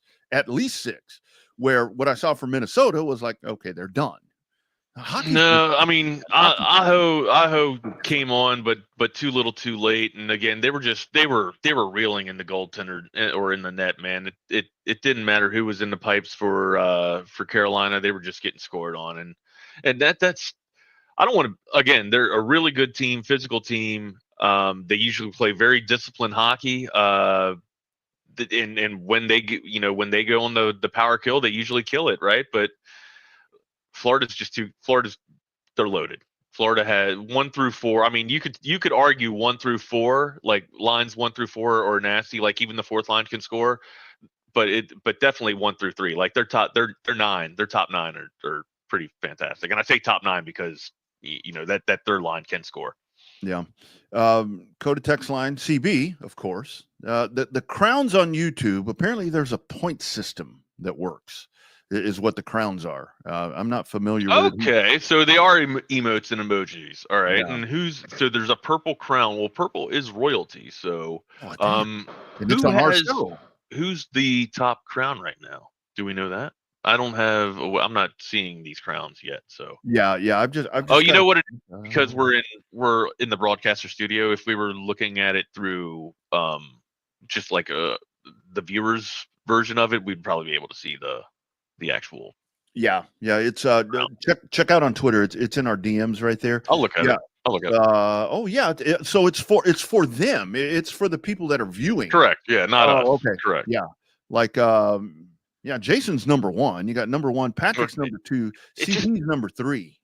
So that's how that works. Like back to the Carolina and Florida game last night too. I mean, like it was just so fun. Like I talked about how physical it was, right? Like Rodney, look at the hit, like 48 hits for Carolina, 31 for Florida, right? But I mean, that's what I'm talking about with just the haymakers back and forth, right? And look, the haymakers was a reference to the goals. It's not just to the hits. Like the hits are fantastic, but that's how bad bodies were flying, man. A lot of hits last night. It was just great hockey. It was a fun match to watch. Yeah, and I mean that's the whole thing, because you can.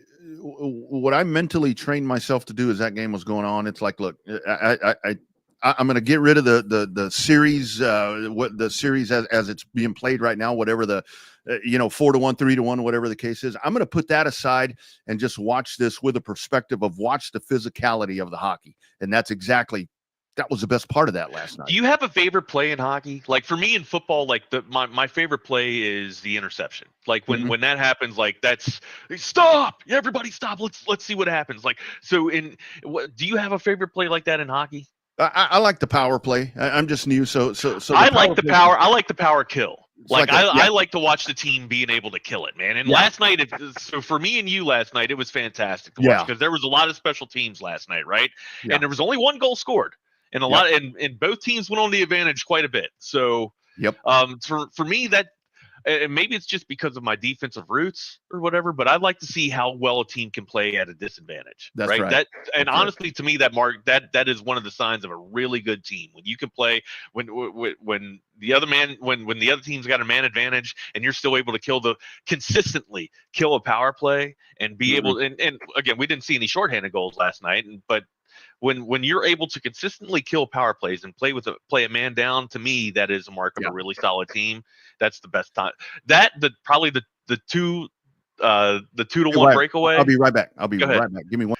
Good. Probably that and the man advantage or the 2-1 breakaway. I think that's probably one of my favorite plays in hockey as well. There's just so many good, or who doesn't like a really good fight, and of course the shootout. But see, here's the thing about the shootout too. I'm I'm one of those guys that subscribe to just let them play, let the game finish out. Shootouts are fun; they're awesome to watch. But I would ultimately like to see the game be played instead of a sudden death, or not sudden death, be played to a sudden death instead of shootout. So glad that we're in playoff hockey for that, or glad that is back to the way that it used to be, though. But anyways, those of you guys that watched that game last night, I'm sure you guys saw the same thing that we saw. Heavy, haymakers back and forth. It was just tremendous hockey. Chucky getting back on the board, getting back on the scoring sheet. Verhage as well. Blocked shots. Block shots, I don't think was too much of a factor last night, even though, Anderson was still kind of getting rattled. Block shots, 12 for Florida, and then 9 for the Carolina Hurricanes. Just ultimately a fantastic game, and they're just awaiting the winner of Edmonton and Dallas. And we'll be seeing that here tonight. I would like to think that Dallas is able to right the ship, but again, a lot of you guys are already, setting that series, sailing and saying that Edmonton's kind of taken over and gonna win that series already. But kind of like what we were talking about earlier, man. As long as there's life in the lungs, you got a chance to make this thing happen. Carolina tried to make it a little bit of a fight. I think Dallas does make it a fight, but ultimately, Rodney, regardless of who comes out of the West, I think Florida's going to take it. Yeah, Florida just seems like you missed it though, real quick. I was saying that when you left, I was talking about block shots. Who usually block shots can be a pretty big factor in the tail of the tape last night. Only 12-9 in terms of block shots, but also like Anderson hasn't really been tracking the entire series, right? Like for me, that was a big portion of this series was just Anderson's, peripherals inside the net, and also his pair. Like he hadn't really been getting much from his pairs as well. So the writing was kind of on the wall, even before the series got started. I thought Florida was starting to come in on fire, and that came to fruition. Yeah, they really did. I mean, you kind of take the game last night out of the situation, and they dominated the series. But the fact that game came down to the aggressiveness and the physicality that we had, I'm hoping that's what you see from Dallas tonight, because like you were just touching on right there, it seems like to me, maybe myself included, even though I called for a 2-0 win from Dallas the other night, and I was horribly wrong. I think a lot of people are giving this to Edmonton already. So Dallas got to go on special teams. Like we know that once they get on the power play, that's when they play to their, I guess to their optimal setting. I mean, I don't really have their stats on how many goals that they've scored, full strength here, but usually when Dallas gets ahead, Dallas is usually capitalizing on the power play. Absolutely. And that's not news, guys. Like. Yeah, we'll see. You need to, obviously, statement of the morning. You better win. You better win or you're done. I think Dallas will win tonight. I think Dallas will win tonight. Yeah. Words from a wise man. You better win or you're done. Where else you want to go, brother? Yeah, it's over. I think Dallas wins tonight. I didn't want to. So we're still with SEC. SEC meetings are happening over there in Destin. Chip is there. Just great stuff that he's been able to put together. Did you hear? I was going to try to cut the sound, but I kind of ran out of time. You hear Chris Del Conte? The question was posed to him about moving that Ohio State game to Sunday and so forth, and all the different things right there. Yeah. So he's what's the big stink about this though? Everybody's all over Texas for not wanting to move the game. And I'm like, why would they want to move? Why do they want to move the game? That's my question. What's the advantage of moving the game? Apparently, they want it to be like a primetime standalone Sunday night type of game is what Ohio State was looking for. But I mean, the basis of it is, I mean, Texas does that. You're missing a day. You're on a short week when that happens. Obviously, you've got that. I mean, Texas doesn't want to play in the horseshoe at night. 100%. Yeah, a day later. I mean, if the schedule was already solidified, why do they want what? I'm trying to understand Ohio State's advantage for wanting to move the game to a prime time and what they would try and get from Texas. So they want that. Is that just what it comes nighttime down to, a night game? That they just want the night atmosphere so they can get like I don't think that it would be a hard time to get people to fill the stands. So that's what I've been going back and forth. Like, do you just want the night ambiance? Is that it? Are you looking for more fatigue throughout the day for the Longhorns? Like, because that's the only advantage that I can think of is when you have earlier games, you don't have enough time, or you don't have that dead time or downtime to kind of just lollygag, right? You can stay focused. You don't lose that mental fortitude there. You can wake up, eat a healthy breakfast, get a nice routine in real quick, get a warm up. You're still focused from the night before, and then boom, you sit there and you play your game. And that's the only thing that I can think about what Ohio State is going through besides money. Well, and I'm sure it would be beneficial if you did it on a Sunday night as a standalone. Yes, it would. But look, both of these programs have plenty of money. They are both fine. My whole thing goes to, if you want to be pissed off at somebody, the people that are pissed off at Texas, be pissed off at the schedule makers, be pissed off at Fox, be pissed off at whoever orchestrated this to be big game Saturday. And look, the whole thing about it, it's like, why would you want to change something that plays, if you're Texas, why do you want to change something that plays into your factor? Sark has talked so many times about, we practice early in the morning. We are better in the morning. Why the hell do you want to move it? Not only move it to the evening, and for the people that are pissed off that Texas won't move it, not move it to Saturday night, move it to Sunday night. No. I've saw this story a little bit. I didn't pay it too much attention just because it sounds like a bunch of whining crybabies. But look, let me tell you something. I do see a little bit of the advantage. If you want to keep a night game, yes, sure, great. Night atmosphere, but also you lose a little bit of the focus. Other than that, like, let's not make it too big of a stink about this. There's better stories in sports than this. Yeah, and the whole thing is, look, man, this is your first game of the season. You've got a game the following week. You've got to stay as on into your training schedule as possible. And Chris Del Conte yesterday, I don't want to play on Sunday. I got to go to church. I love it. I got to go to church. Yeah, there you go. There you go. There you go. What else we got on the slate, partner? What else you want? Only other thing I wanted to touch on before the guys jump on again. Once again, a huge thanks there to Coach Ryan Rogers for joining us. Good luck, Lake Travis, Dripping Springs, Thrall, as all those teams go on the road searching for that state championship. You don't watch soccer, do you? We got to get you watching soccer too, because I want to start talking soccer. Time to time. I mean, I watch the Austin FC. That was the other thing. Speaking about the weather, did you see that Dishfalk center field fence got knocked down? I didn't. I didn't see that. Yeah. Right where the batter is, right where the batter's looking, that thing just got knocked down. So they were out there working last night. And again, it's supposed to be Texas tomorrow at 1:00, taking on Houston Christian. They said, no worries. We're going to get this done. Texas softball coming up at 11. It's on ESPN. Support those women as they get after it. Only other thing over into the NFL, not Aaron Rodgers. Not going to bore you all with that. But that book from Seth Wickersham that's supposed to come out with Caleb Williams and Caleb Williams' dad. No, let's not go to Chicago. That's where quarterbacks go to die. Caleb Williams yesterday addressed it in depth. Did he get up there, kind of talked about? And I think it's a really good job of him to get in front of this as much as possible before this comes out, because you know how this mainstream media is. They're going to pound on it for whatever reason once all of that comes out and the allegations are pretty clear and everybody can read them. I think, can't you get away with saying, I was young, I was immature, I was a kid. I mean, I didn't really know what I was getting into. Like, aren't we cool with hearing that from a young man that has made a mistake before? But do we not give people second chances? The bad part about this is to where it's like, I don't know if it's so much of what Caleb Williams said. It's his dad, his father. Okay. Yeah. And this is where it goes back to, you name the player that their parents do shit. And I mean, Halliburton, I mean, his dad, his dad's reinstated, buddy. His dad is reinstated. Yeah. Not only that, he gets to be in a suite. How's that shit work? I don't know. I don't make the rules. Well, I know. But yeah, so Caleb Williams kind of getting in front of it right there.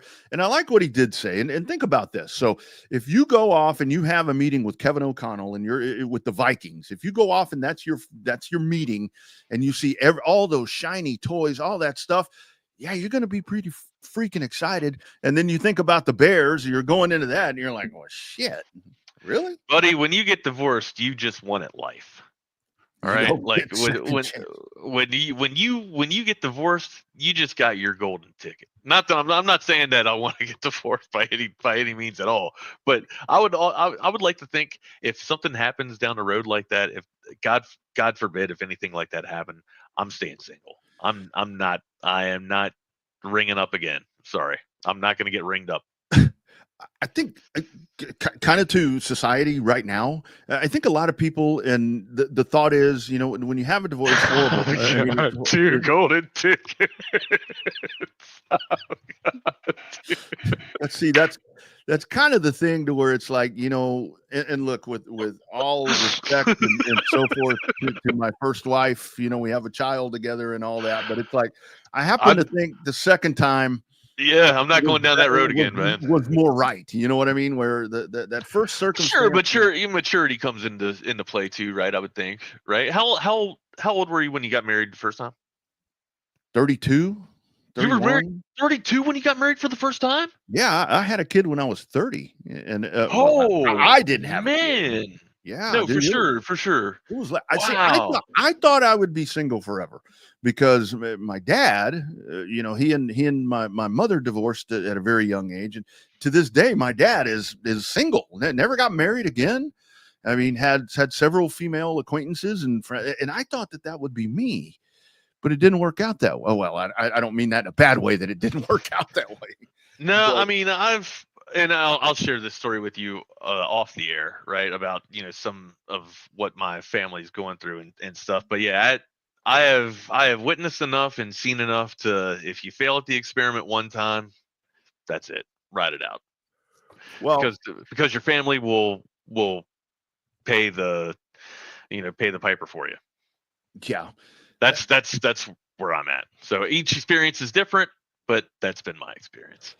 And I think a lot of it is, if it fails, you know, kind of ease yourself into, you know, the next. I mean, I've got a lot of buddies. Well, what's the next? If it fails, what's the next? For a lot of people, that's different. For me, some people want to get wifed up again. For me, if it fails, I'm going back to the gym. I'm living the fucking life, amigo. I'm going out, dude. Let me tell you something, dude. I've got a crazy circle of people that I know that, you know, that get divorced and immediately, boom, you know, remarried. Hell, they're practically remarried before they ever get divorced, if you know what I mean. So you have That's that. probably why they're getting divorced.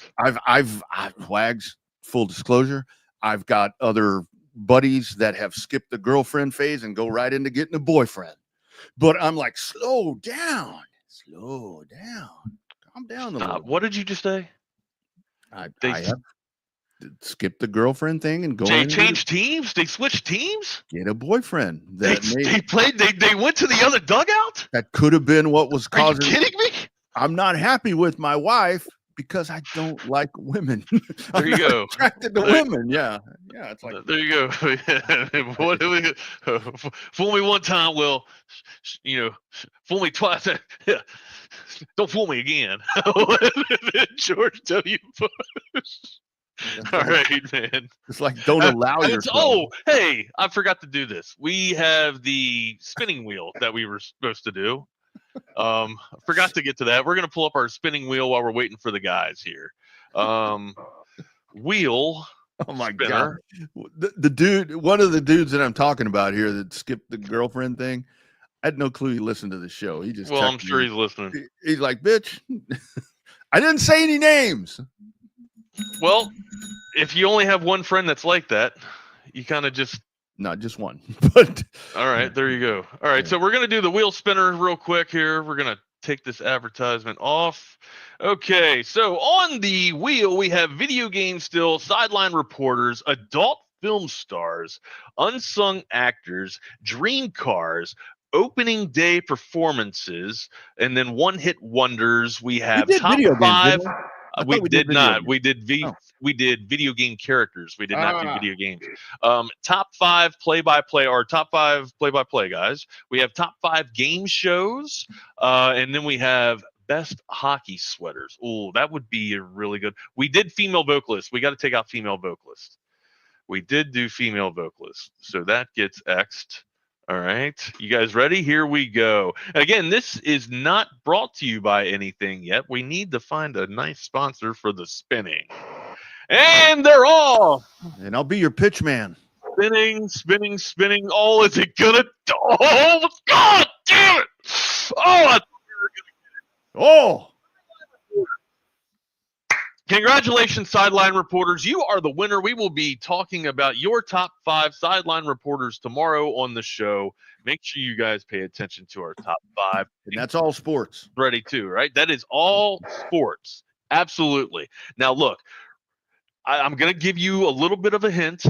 Okay. I will be going down the South American sideline reporters. Okay, well, we will be pulling up a lot of soccer sideline reporters here. Okay, I advise you, my friend, to not go down that road because you probably will not come up for air for a while. Just to give you a heads up. Yeah, that's the thing. So our top five sideline reporters. I'm pretty well versed on those American reporters. So yeah, we'll see what we can come up with. So that's cool. But that could be dudes or ladies, right? Because they're whatever you want, big guy. Whatever you want. Number 1 for me, O.J. Simpson, all-time great sideline. If you got to ask about it, you probably can't afford it, big guy. O.J. Simpson, my man. The Juice was a good sideline reporter. I mean, he had a problem with knives and stuff, but he was a really good sideline reporter. He had a jealousy problem, apparently. A little bit. What is? Sorry, what is going on here? Why are we talking about O.J. Simpson? It's Rodney. Because tomorrow we're doing our top 5 tomorrow, Jordan, and we're going to do top 5 sideline reporters. And the Juice was a sideline reporter. Molly McGrath, number 1. Molly McGrath. Yeah. No. Here we go. I don't know. How's your day, bud? You good? I'm great. What's with the Xbox mic, bro? So I have Google Fiber or AT&T Fiber breaking up concrete and running the lines right outside of my house. Apparently it wasn't coming up over the air, but I couldn't hear a damn thing. I had the sound bar turned up all the way as loud as it could. I maxed out on volume, and I could hear Rodney and Coach Ryan talk just a little bit every now and then. So I tried to plug in my studio headphones. I couldn't get them to function with the computer, so I had the result to going with the gaming headphones. Yeah. So, hey man, the job's got to get done, right? Hey, Jordan, we were talking to Coach Ryan Rogers. There it is, right there, my man. I was going to ask you what's with the Lake Travis hat. Well, Lake Travis in the state semifinals again. I used to be the play-by-play man for them back in the day, and I got all kinds of gear. And so when I talked to Coach Rogers, I said, "Man, I still got my state championship run cap." So wearing it for the Cavaliers, man. They got a pretty good chance here, dude. I think it might happen this year, Jordan. They're healthy. Happen. They're healthy at the right time. They're healthy, man. When is the last time they won state? Because never. When I was there and in middle school, baseball had I think they won in 4A way back. I mean, early 90s, late 80s, early 90s. But in 5A or in 6A, what is now 6A, the last year that I did play-by-play, I think it was 2017. They got to Dell Diamond. So I called a semifinal at Dell Diamond, and they got beat by Carroll. And it's like, damn, so close. That was the Beatty year, the Beatty senior year. But man, that was the closest time. But they look pretty primed and ready to go right now, man. Yeah, they I don't know. Like I remember in middle school and in high school, they were always talked about they're supposed to win state or they're the number 1 program in the state, and they would never get it done, not once. Look, I'm gonna sorry to cut you off here, Jordan. I'm gonna classify the prerequisites or I guess maybe the rubric, if you want, for the sideline reporters. It's favorite. It's not hot. It's not skilled. It's our favorite. That way we can encompass all. Okay. Yeah. Come on, hey, LB. well, y'all want to know my goat? Question, LB. Yeah. Sure. Let's this hear. Is my goat. Hey man, one of the best. He was one of the best to do it, man. Craig was the best to do it. Yep. I'm a Walton guy. I like Bill Walton, but yeah, both were great. But yeah, Craig was fantastic as well. Absolutely. We were both of us, or all of us, were gifted to have them both. Mm-hmm. Oh yeah. Man, I can't believe I'm forgetting his name. African American guy. I don't think he works in sports anymore, but he did in the 80s and 90s, and was like basically Michael Jordan's guy, where Michael Jordan would do a bunch of like exclusive interviews with him. I think he Ahmad was Rashad. Sorry, Ahmad Rashad.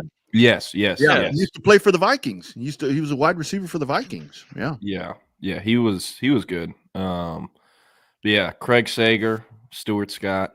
No one's done it like them since. Was Collinsworth a sideline reporter back in the day before he got up into the booth? I think he's always been a play-by-play. He's always done the slide in. He's always done the slide. Okay. Yeah, he sure has. Now this is a guy. Now here's a guy. Yeah. Hey, I'll tell you what. The Sunday Night Football. That's my favorite broadcast crew for NFL. A lot of people hate on them, but man, like literally anything besides Tom Brady. Tom Brady is the absolute worst. I like Greg Olson. I'm a fan of Greg Olson. I think I think his color commentary is fantastic. Yeah, Greg Olson is like. I feel like, media companies had already kind of turned to the pool of former athletes and sticking them up there. But Greg Olson was like what opened the door for Jason Witten to even get a shot, for Tony Romo to get a shot, for those guys. And Jason Witten, he's now coaching high school football for his son at Argyle Liberty Christian. But if I remember correctly, wasn't amazing. But No. man, like Tom Brady is horrific. Like if he wasn't the GOAT, they would have taken him off. Right. He after the second game. It's like, Mahomes throws a pass out of bounds on 3rd and 10, and they show him walking back to the sideline and doing his chin strap. And Tom Brady's like, you see, Mahomes is angry. He didn't convert the 3rd down. He's angry. So for me, it's not what Brady's saying. For me, it's not what Brady's saying. His analyst is okay. It's he either doesn't talk enough or he talks at the wrong time. Like he doesn't have that feel yet. I just like as I rudely interrupt you. So no, he just like is the king of like saying what's on screen. Yeah. Like no, you know what I mean? Nothing Like hard hitting. Yeah. Like when it shows Mahomes on the sideline, he's like, "See, he's not happy. He didn't convert the 3rd down. Look at him. He's got to be better for his team, and he knows it." And it's a lot of emotions, huh? Yeah, like come on. What's on the plate today, bud?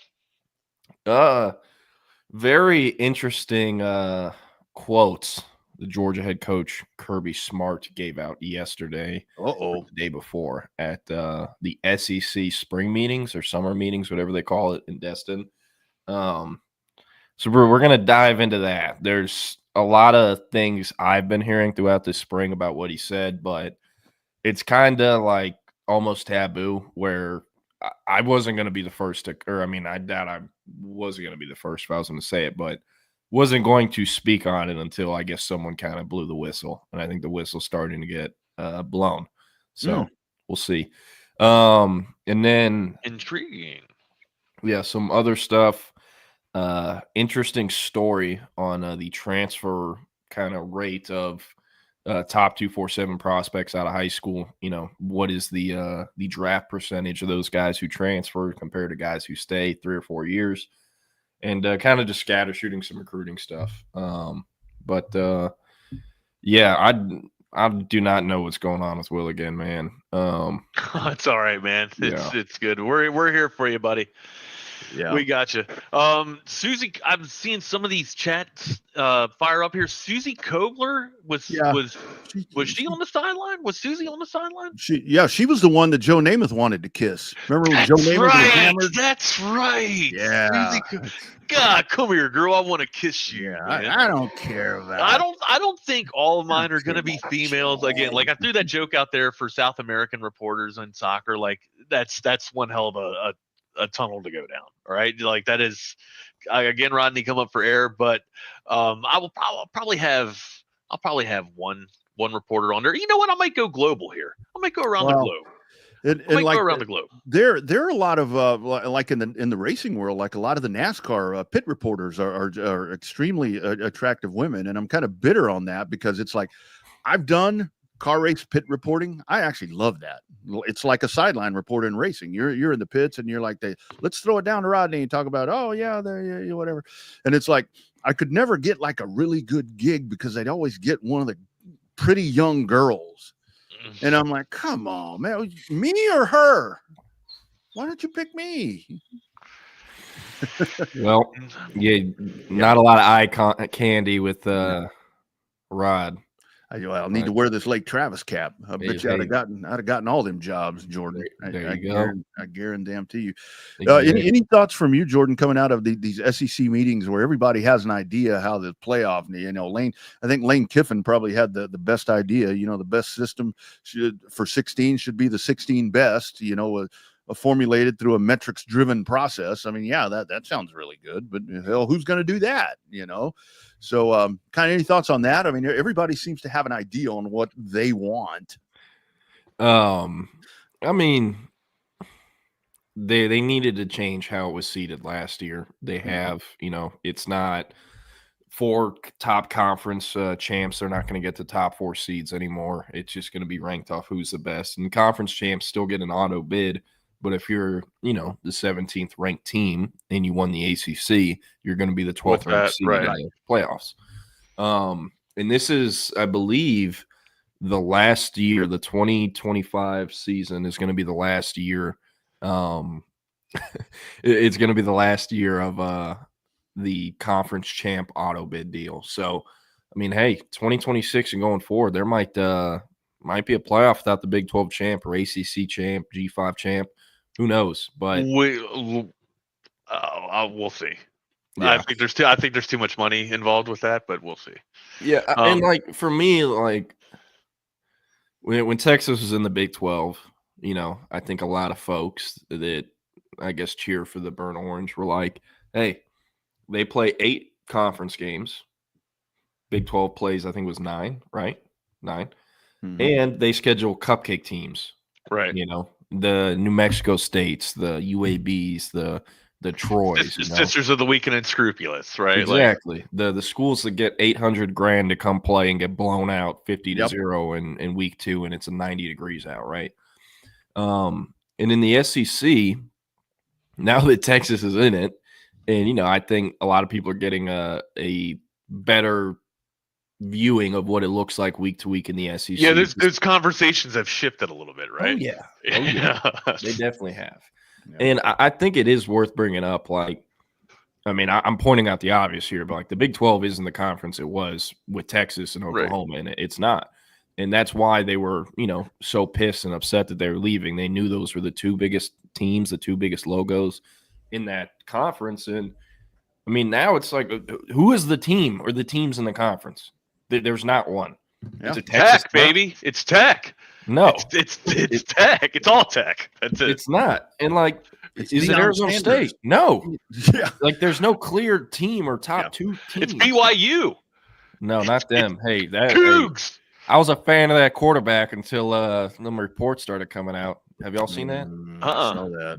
Jake. Okay, so fun fact: Jake Ratzlaff, the BYU starting quarterback, is Jewish. First Jewish starting quarterback BYU's At ever BYU.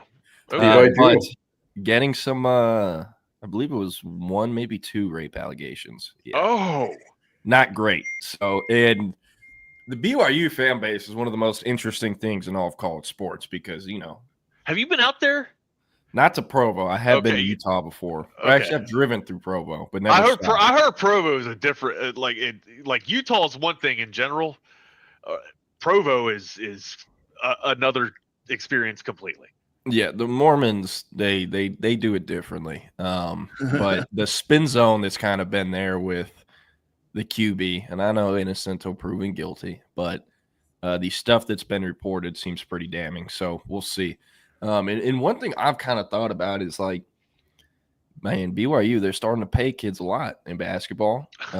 They were going to offer a significant amount to Ryder Lyons, who's the number 2 quarterback in the country, and they're very much in it for him. But are schools negative recruiting BYU and being hey, you see what the Book of Mormon says about non-white people, huh? And you want to go to school and live out there? And it's not like they're making them practice stuff for the 3 to 4 years they're there if they're football recruits and I think actually convert. I don't believe they require that, but man, it's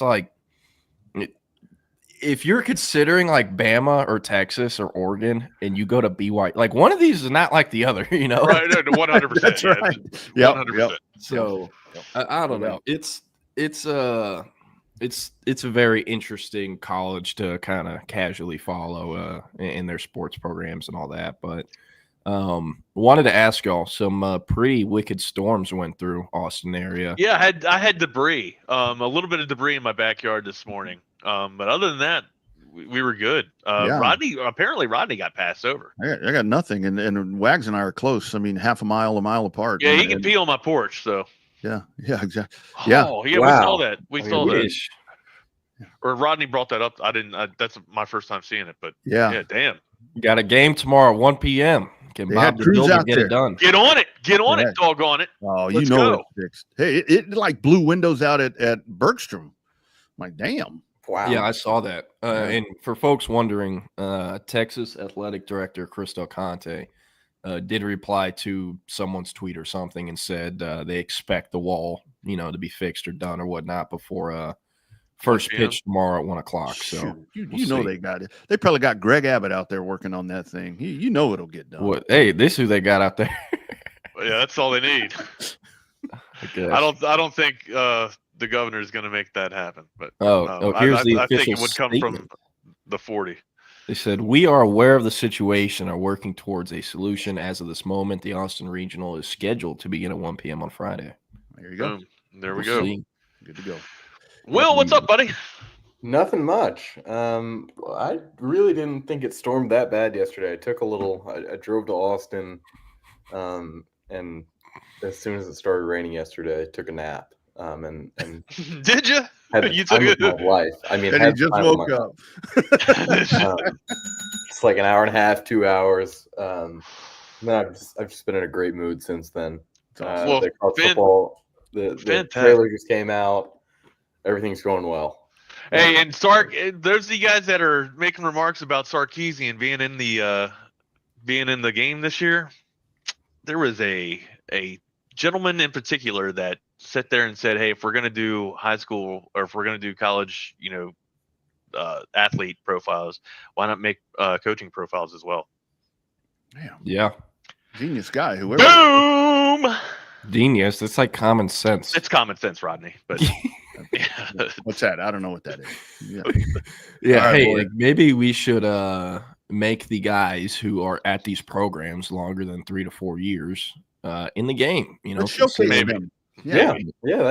What I want to know is like when you can unlock coaching, coaching attributes too, like to get more students or more athletes to your school. Why not have the real coach in there, or make them sign for it? So that was my little ploy. Oh, what a great idea! Why isn't it being done? Like, great and idea, I get it. Adam. Year one, everything was kind of just thrown together in year one to see if it would actually pick up and go. It was biggest success that EA's had in decades since they discontinued the game. Wags, Savannah Brothers. Wags, do you know if they're ever going to be able to? So, like in the NBA 2Ks, they have like the all-time legend teams where you can go back and play with like. So, are you talking about like the college football teams? Like could you ever? Young? Do you think they'll ever have like an 05 Texas or like a 2019 LSU, teams like that were like the great teams? Maybe 3 or 4 for every decade. 100. And I also think so. Those of you guys that play Madden and familiar with like Madden Ultimate Team. Well, now they got College Ultimate Team. Look for a lot more legendary Longhorns and look for a lot more legendary college players to be cycled into those card packs too when they're opened up. So again, year one was just the inaugural season. Year 2 is when we see the biggest. So no throwback teams, just throwback cards, and could be. I mean, to my knowledge, no throwback. To my knowledge, no throwback teams this year. Damn shame. Should have never fired you. I got laid off. I wasn't laid fired. off. I got laid off. There wasn't enough. There wasn't enough money at EA for me to. His ideas were too good. They're like, yeah. no, get out. So get out. Apparently, no. Hey, they knew you were leaking stuff on Texas Sports Unfiltered. Yeah, that's what happened. Hey, you're not an employee for them anymore. Give us something good that maybe hasn't come out that they're working on. I'm trying to get back into that job, Jordan. No, I can't. Yeah, That's the thing too. Like once you kind of are known as a leak, you're kind of Screwed. listed and blackballed. So Yeah, they hear him slinging F-bombs and GDs on Texas Sports Unfiltered. They're like, we can't have that shit around here. We definitely don't want that. That's not good for this type of work environment. Anyways, boys, I'm going to go cry now because I don't have a job at EA. And thank you, appreciate it. Texas softball, 11 o'clock. Later, boys. Have a good show. Awesome. Well, welcome into the Lone Star Playbook. Will, are you planning on going to the game tomorrow, Texas baseball? I think I am, yeah. I think I'm going to be there. I think I'm going to try to go all weekend. But we'll see. I mean, we'll see if the park is in fashion. I don't know if they can. I mean, I think they have more than enough time to fix things up. But, yeah, I really didn't think that storm yesterday would cause as much damage as it did. Yeah, it looked like the main reason for what happened to Dishwalk happening was because of like the way the buildings were lined up on that road where all the hail and wind only had one way to go and it was up against that fence. But I don't know. Very curious. They going to give a big shout out to the construction company that fixes that. How's that going to work? But one thing I do want to talk about, or I guess to start with. So the SEC spring meetings or summer meetings, whatever they're called, in Destin is taking place this week, or it might already be done. But Kirby Smart giving some very, very, very interesting comments to Glad you brought this up. To Yahoo Sports as Ross Dellinger. Apologies if I mess that up, Ross. But we'll start with the Kirby Smart stuff and then break it off from there. But so there's so much uncertainty, says Georgia coach Kirby Smart, and this is on the NIL clearinghouse. What paying players is going to look like under the House settlement. That's what the uncertainty is about. There's so much uncertainty, says Georgia coach Kirby Smart, that some schools are promising high school recruits and transferring players third-party NIL deals as part of their compensation package, despite an important fact. None of those deals can be approved by a clearinghouse that hasn't fully launched. But more concerning, says Smart, is that some school-affiliated booster collectives are currently compensating high school players upwards of $20,000 a month to remain committed and eventually sign with their school. Quote, teams that are unusually good at recruiting right now are doing it. Kids are getting money, but if you decommit, you owe that money back, Smart said. There are high school kids getting money from an entity not affiliated with the university, but it is a collective of the university. Pressed to identify the schools, Smart said none of them are in the SEC, but the schools are, quote, signing kids to contracts right now and paying upfront through an outside collective. It is the latest maneuver from athletic departments to take advantage of the murky, unregulated space as college sports transition away in which it's to compensate athletes. From booster-backed collectives to direct school revenue sharing, a move scheduled to be finalized July 1st if the House statement is approved. In the meantime, it's a free-for-all, but not for long. Yeah. Can we get to this? Yeah, we can go, yeah. Yeah. This is something that, you and I have known for a whole long time. It's been going on since the start of the NIL era. I think it's far enough removed that we can say that the 2022 A&M class was kind of riddled with this. And again, they weren't the only ones. The school that's probably most notable for doing it this cycle is definitely not the only one. It's happening, a lot in the Big Ten, a lot in the ACC, a little bit in the Big 12. The big spenders in each of those conferences. And you know what? I agree with Kirby Smart. I just don't think that's true that, not a single SEC team is doing it. I think there's bound to be one or two teams that, at least, and I really don't understand why he said no SEC teams do it. I know you're trying to stick up for your guys, but that's not very believable. This is, it's kind of similar to the conversation we had yesterday. Like, it's the evil side of if you can do it, do it. Mm-hmm. Because yesterday it was like, oh, here's how you put your staffers in the right position and kind of change your recruiting footprint.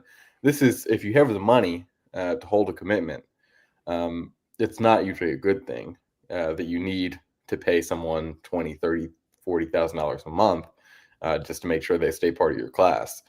Because you can go out and get usually the number one player in the country without paying him a dime before he steps foot on campus. And it's usually a program issue, an organizational issue.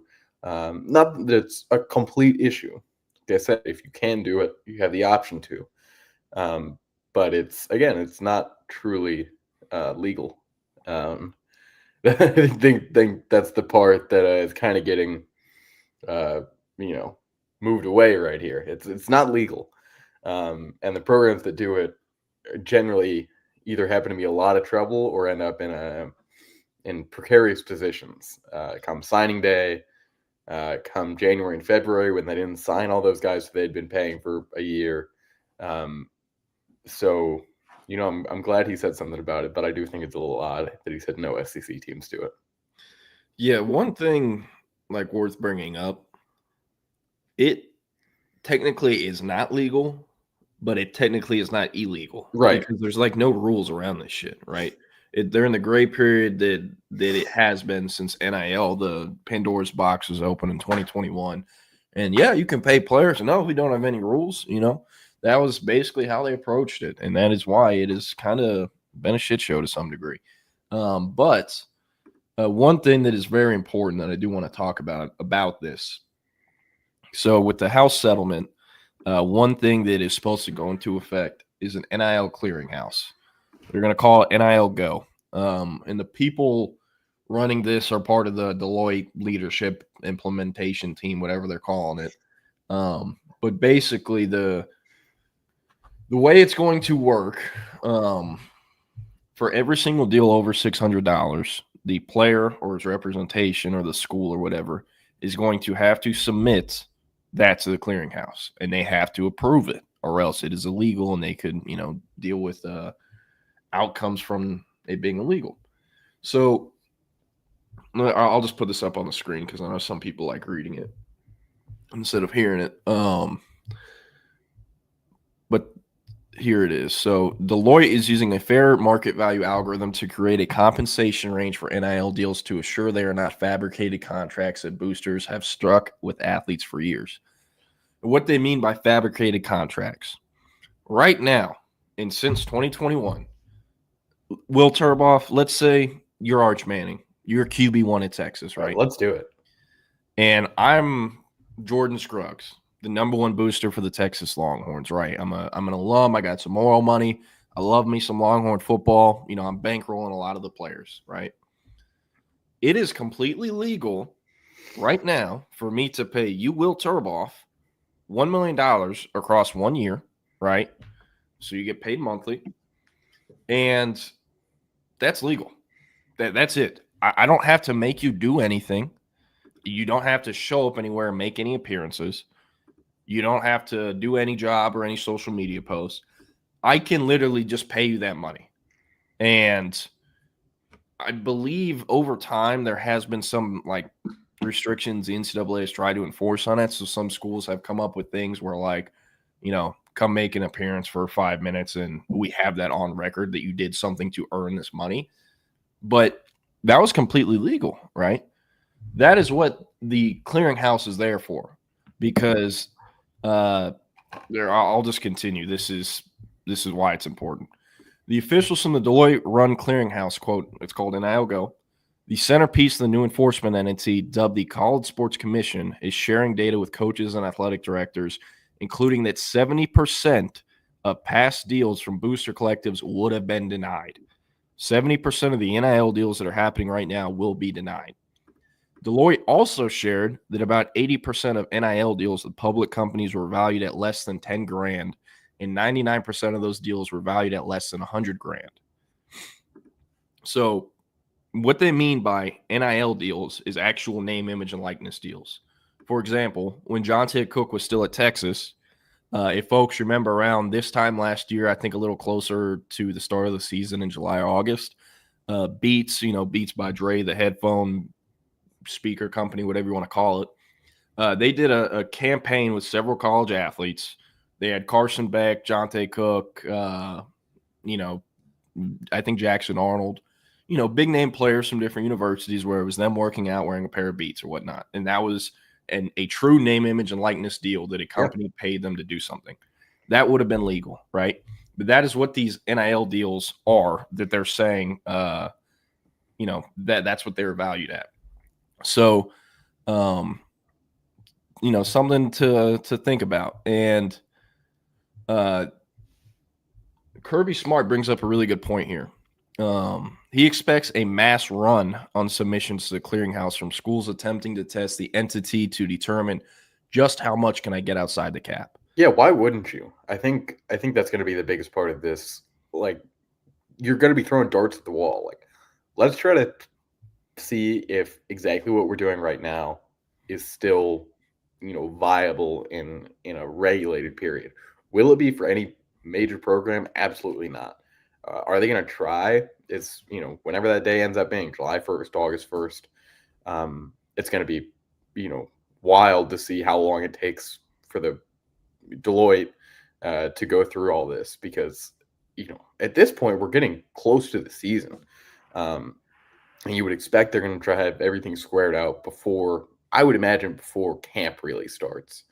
But, we're running out of time here. So these big time programs, and especially schools like Tech, that have been spending a lot of big money lately, they don't know really what's going to happen. They have plans in place for, if all of these deals don't go through the clearinghouse.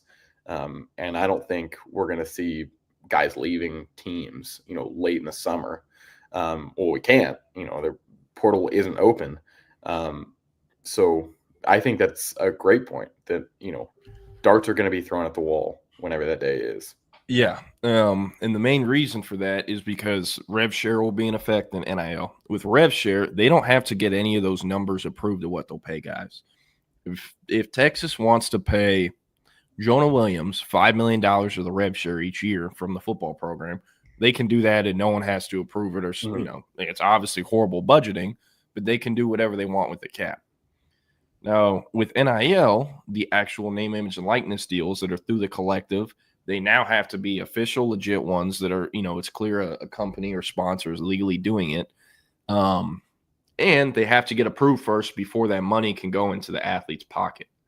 So, I've talked about a lot of these programs that are serious and have the funds. They're keeping their NIL collective on top of rev share coming in. And what a lot of these teams are doing, since the rev share, depending on the school you're at, you're only getting $12 to $15 million for the football program. Rosters at schools like Texas cost a lot more than $12 to $15 million. They're going to have at least $12 to $15 more dollars coming in from the collective, or at least, that's what projects to. But they don't know how much of that money they can actually give to players because it will have to get cleared from the clearinghouse. I think Texas, for the most part, will be okay.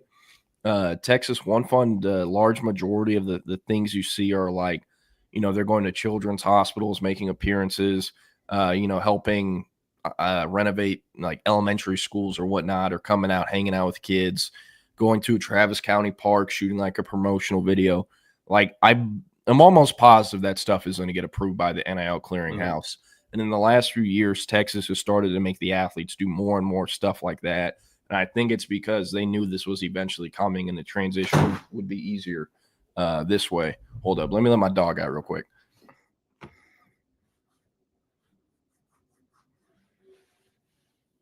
Sorry. So that's why Kirby Smart is saying this. Every team is going to put pressure on Deloitte to say, I need to know now. I'm promising this money outside of the cap, because that's what they have been promising. They don't know what's actually going to happen. And they've been telling these high school recruits, some of them are who are committed, hey, you're going to get $500,000 as a freshman. 300 of that comes from the rev share. 200 is coming from the collective.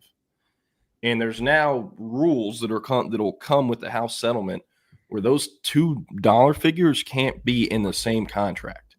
There's a contract with the rev share and there's a separate one with the collective. So that's why it says it right here. It could get tricky, and it will get tricky.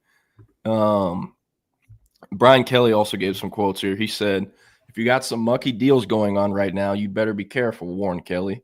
These deals have got to be for a valid business purpose. A lot of previous deals would have never gotten through. Even some of those currently being promised to recruits are at risk of rejection by the clearinghouse, coaches, and admin, tell Yahoo Sports. For example, schools are guaranteeing to recruits that a portion of their compensation will be derived from third-party deals. An example of this might be a school guaranteeing a player from an entire comp package of $500,000, $300,000 from the school in revenue share, plus $200,000 more in third-party endorsement deals that would presumably not count against the school's rev share cap. But what if these third-party deals don't get approved? That's a risk, Smart told Yahoo Sports. Schools are going to either default on a contract or have lied or have been right, and they gain a player from it. Such a contract is actually prohibited by new rules. Admin learned of this during a call with House Implementation Committee members earlier this spring. No third-party NIL deals, including those from multimedia rights companies, apparel brands, and corporate sponsors, can be guaranteed to athletes as part of their revenue-sharing contracts from schools. However, uncertainty still lingers about all of this. Many legal experts believe that the clearinghouse concept will trigger a bevy of legal challenges, but A&M Athletic Director Trev Alberts believes in the new entity. He's one of 10 administrators from the Big 10, Big 12, ACC, SEC, and Pac-12 on the implementation committee.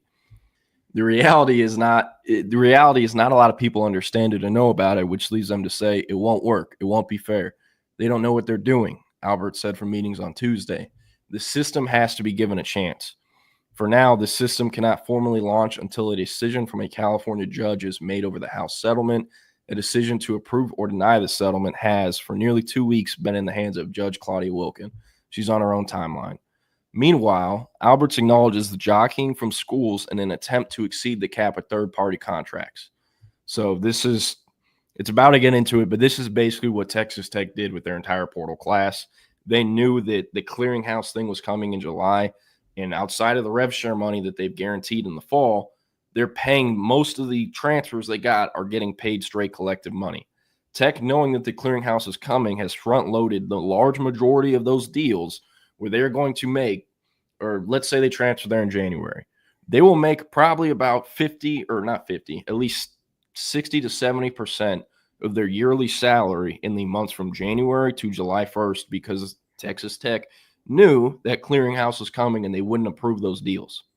So it's a very interesting thing because a lot of these schools are doing similar approaches to Texas Tech where they're front-loading contracts. And some of them did that for January transfers.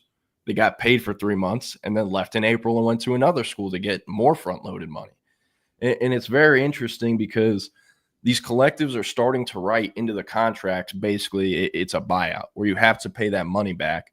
Most of these kids or their families or handlers that are getting the money, and this is even a thing in recruiting. They're saying, hey, we'll pay you $20,000 each month, but if you decommit, you have to pay back all the money we've paid you. They've spent that money, or at least don't have all of it. That's never going to happen with a 16, 17-year-old kid. Yeah, so then it turns into whatever school they're trying to flip to or commit to or look at, those schools have to either pay the buyout or the kid and his family and the agent are going to basically try to run off with the money saying, hey, y'all can't do anything to us. You're going to call the NCAA and say you illegally paid us? Because in Georgia, Florida, and California, it's the Wild West for high school NIL. High school kids can get paid by whoever for whatever they want. But in Texas, you can only make money off your name, image, and likeness as a Texas high school football player if you are 18 years old and a senior in high school. That, I think, has worked somewhat well so far because the large majority of football prospects who have, enough big of a brand to make money off their name, image, and likeness, large majority of these kids are held back a year to begin with. So they're 18 as juniors already, and they can start making it as seniors. That is exactly how Taz Williams was getting NIL deals and making money as a senior at Red Oak this past year. But everybody is trying to figure out fair market value NIL. At the end of the day, we're all looking for a competitive advantage. What is real is you have rev share amount and scholarship amount, but what is undefined is how much fair market value deals can you get through NIL Go. The institutions most successful in getting that done, if you can organically grow your cap by $3 to $5 million per institution, you have more resources as others. An affiliation agreement being circulated throughout the power conferences requires schools to abide by the new enforcement rules, even if their state law contradicts them, and it waives the right to sue over enforcement decisions. The agreement aims to, above all, protect the clearinghouse's decision, exempting it from law schools from schools and preventing those schools from circumventing the settlement's comp cap through affiliated entities such as collectives. Alberts calls the agreement critically important. We're all defendant schools and conferences, and you inherently agree to this, he said. I sat in the room with all of our coaches. Do you want to be governed? The answer is yes. So the answer is yes across the board. They wanted to be regulated at every school in the country. If you didn't, then, man, you had something gone very wrong. So this is, it's been known it's a positive for basically every coach and every, staffer in the country. How they actually adapt to it is going to be a much different story because there will be schools that don't have the right planning for this, and their budget will stay the same, but their recruiting will take a big hit just because there's going to be some teams that aren't ready for it. Yeah. My thing that that I'm curious about. So when we were in Houston a few weeks ago and we got dinner with the source, they had told both of us about an elite prospect from the Southeast. They committed to a school, and his deal was going to pay him, I believe, $200,000 between the time he committed and the time he was supposed to sign. And that school he was committed to is not an SEC school. That player is no longer committed to that school. And the source told us they're trying to figure out a school that will pay the money back to the original school he committed to. And I was like, why? Is that school really going to sue that kid for that money? Right. Is that collective going to sue that kid and have the bad PR? Because legally they can't do that if it is in the contract that they have to pay it back. And that kid comes from one of those 3 states I mentioned where it is legal for high school NIL for them to make NIL in high school. So it's fascinating, man. And like you brought up, the 2022 A&M class, they signed a great class, still to this day the highest ranked or rated recruiting class of all time. There's a few other like top 50, top 100 players that were once committed in that class but didn't sign with that class. They ended up elsewhere. Those players were paid up front not only to visit but commit and ended up elsewhere. Did they pay that money back? No, they didn't. Not a dime. Because they knew, hey, are they going to call the NCAA on me for illegally paying me? No, there's absolutely nothing they can do, right? They just have to take the L. So what I'm curious about is in these legal situations where you can get a kid from Florida, Georgia, or California and say, hey, we're going to pay you $10,000 a month. You're going to stay committed. You're going to sign with us. And if you decommit, it's in this contract. You have to pay the money back or get someone to pay us. Kind of like a buyout, right? When is the first school going to sue a player or his agent or his mom or dad for not paying the money back? What school is going to have the first bad PR from that? Because it's like, yes, I know Kirby Smart gave quotes about it. We're talking about it, but like 95% of college football fans, casual ones, would find that fascinating, and it would become like the biggest story in college football for several days. So I don't know. Crazy times we're living in right now. Yeah, it is. I think the next couple of weeks is going to be very interesting. Well, I mean, we're just waiting for this thing to get passed now. So it's nice that we get to learn more about it and kind of get a better feel for what it's going to be like. But I think if you were asking, like I said, basically any staffer in the country, let's just get it going. Let's just have it in place now so we can sit back and relax and focus on our team the rest of the summer. Want to stay on the same topic. So on threes, Pete Nakos has a story out kind of where, the lead is what Kirby Smart said. Already went over that. But he also, Nakos, caught up with a few other sources, some general managers and some other people around the NIL world. These are some interesting parts of the story. Teams that are unusually – I already read that. My bad. That was Kirby Smart. I think it's a lot of the same quotes in here, yeah. Yeah, but As two Power 4 general managers speculated on Wednesday, they believe the number of recruits receiving upfront payments sits between 50 to 100 prospects in the 2026 cycle. The process of paying recruits is not new. However, the amount of dollars being allocated has significantly spiked in the last year. It's not limited to the premium positions in football either. The top 5 players at each position are now securing payment on top of QBs, offensive tackles, pass rushers, and cornerbacks. 5 stars are the top 5 in their position, an agent repping multiple high school clients said.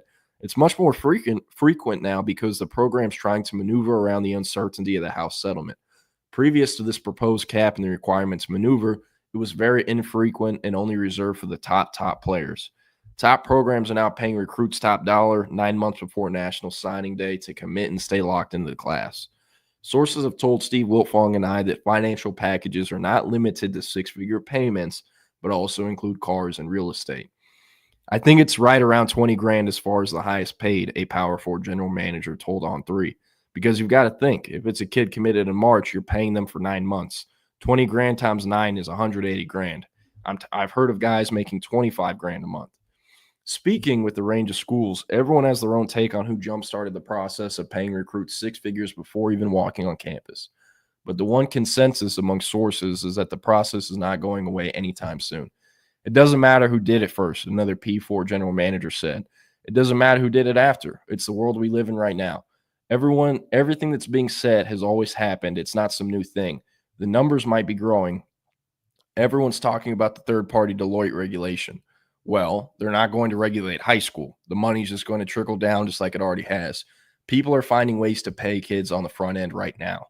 Another source compared it to being offered a signing bonus in the workforce. How can a school compete with another program when they're not offering anything up front? When they started doing it, you're getting your ass kicked, the source said. And you kind of look around and say, okay, are you going to get this kid? If all else is even, but he gets 100 grand right now, where the fuck is he going to? Sources have yet to hear any of the top recruits in the 2026 class being forced to repay dollars to NIL collectives following a decommitment. Multiple situations have taken place in the transfer portal, with schools demanding cash back after a player leaves, most recently with Arkansas asking for 200 grand from quarterback Madden Iamaleava. But the process of paying recruits up front is not limited to the top 10 schools in the country. Quote, an ACC school told me that they're doing it. An ACC school told me that they're doing it, but they're not making a contingent upon enrollment, an SEC NIL collective told On3. And so I said, well, that didn't make any sense. Why do you not make a contingent upon enrollment? They're saying that would be against the rules if they did it that way.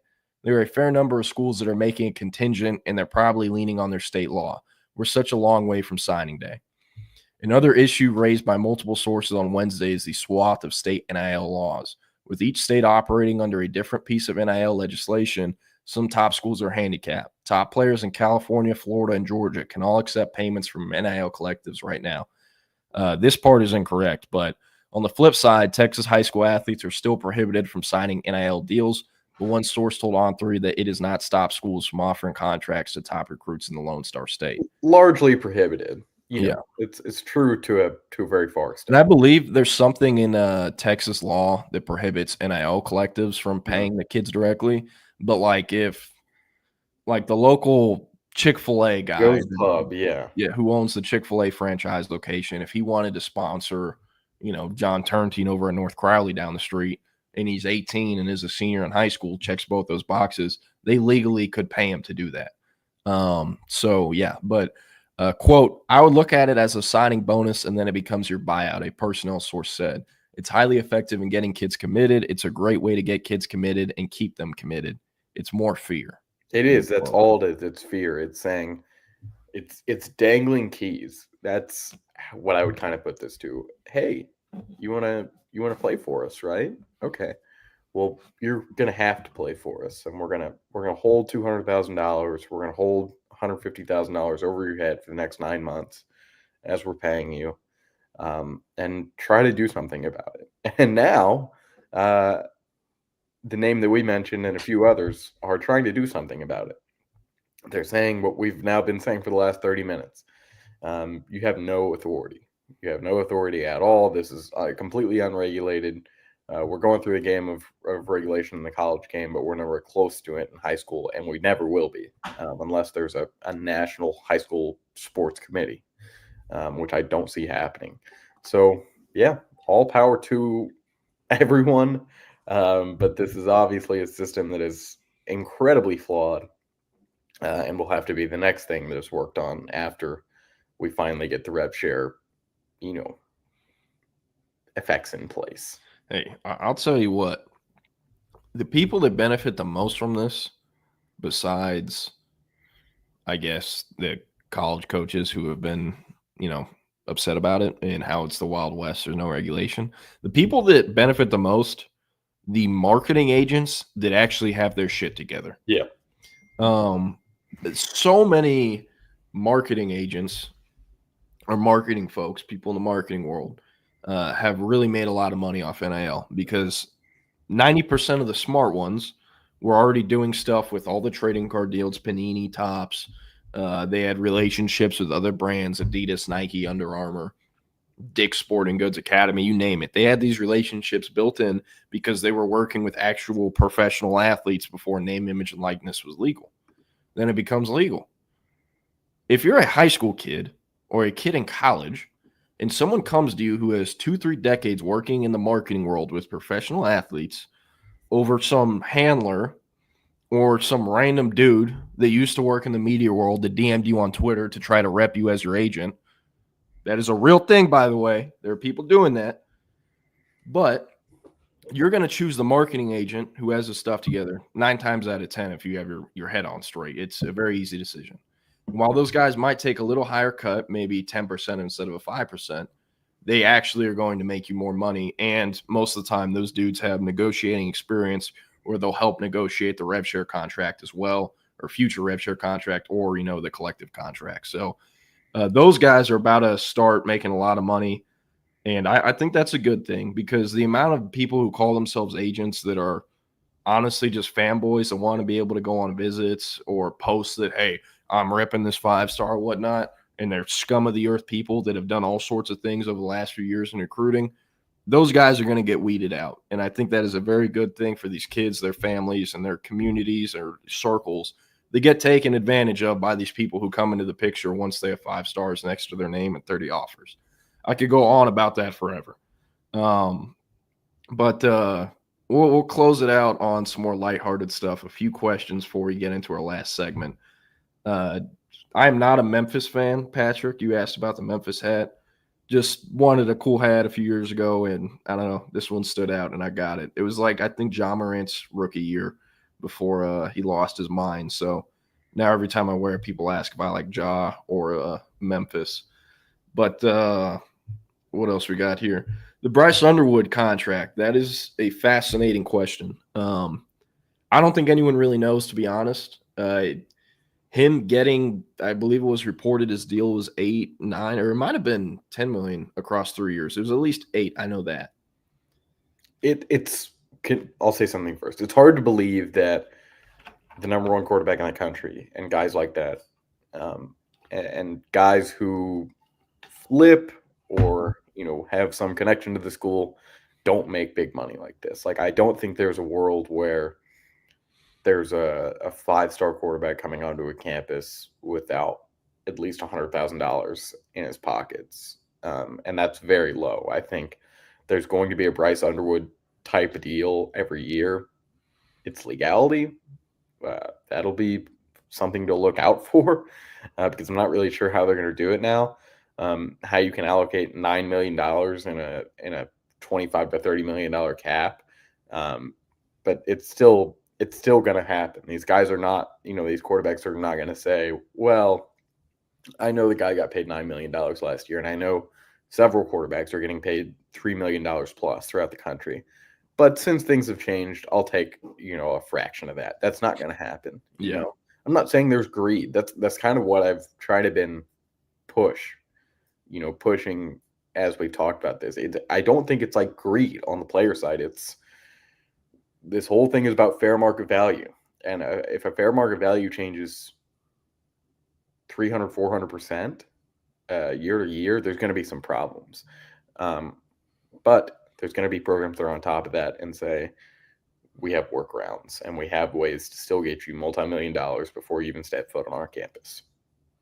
Yeah, and I mean, with Bryce Underwood, it was reported the large majority of the deal he signed, agreed to, the contract, whatever you want to call it, the large majority of that money is getting bankrolled from it's either the CEO or Oracle, yeah, vice chair of Oracle, mm-hmm. whose wife went to Michigan and is a big Michigan football fan. He has absolutely no ties to Michigan besides his wife being an alum.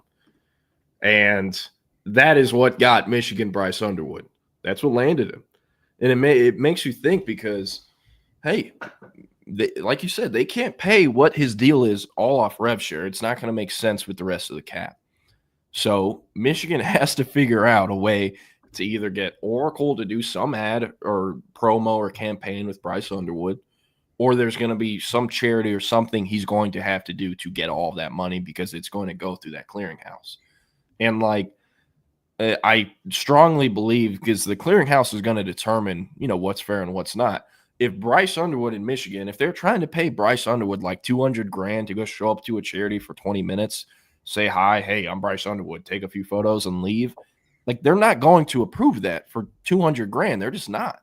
So how is this going to work? And I'm not sure. And it makes you think, hey, if Bryce Underwood was a 2027 QB or 2026 QB, what does he actually get paid? Because there's time with the rev share and people figuring out how to balance rev share, NIL, whatnot. How much would he actually make? Would he still end up at Michigan?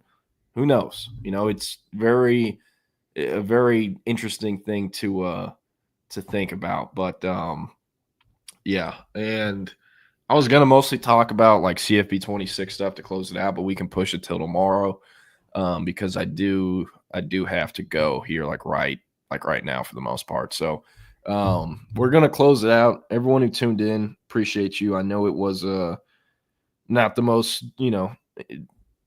interesting episode or active episode for the comments, I guess. We're reading a lot of stuff, but a lot of interesting, notable stuff going on right now in college football. Felt it was worth their time. But up next, our friends at Third and Longhorn sat down with new Texas basketball coach Sean Miller for almost an hour.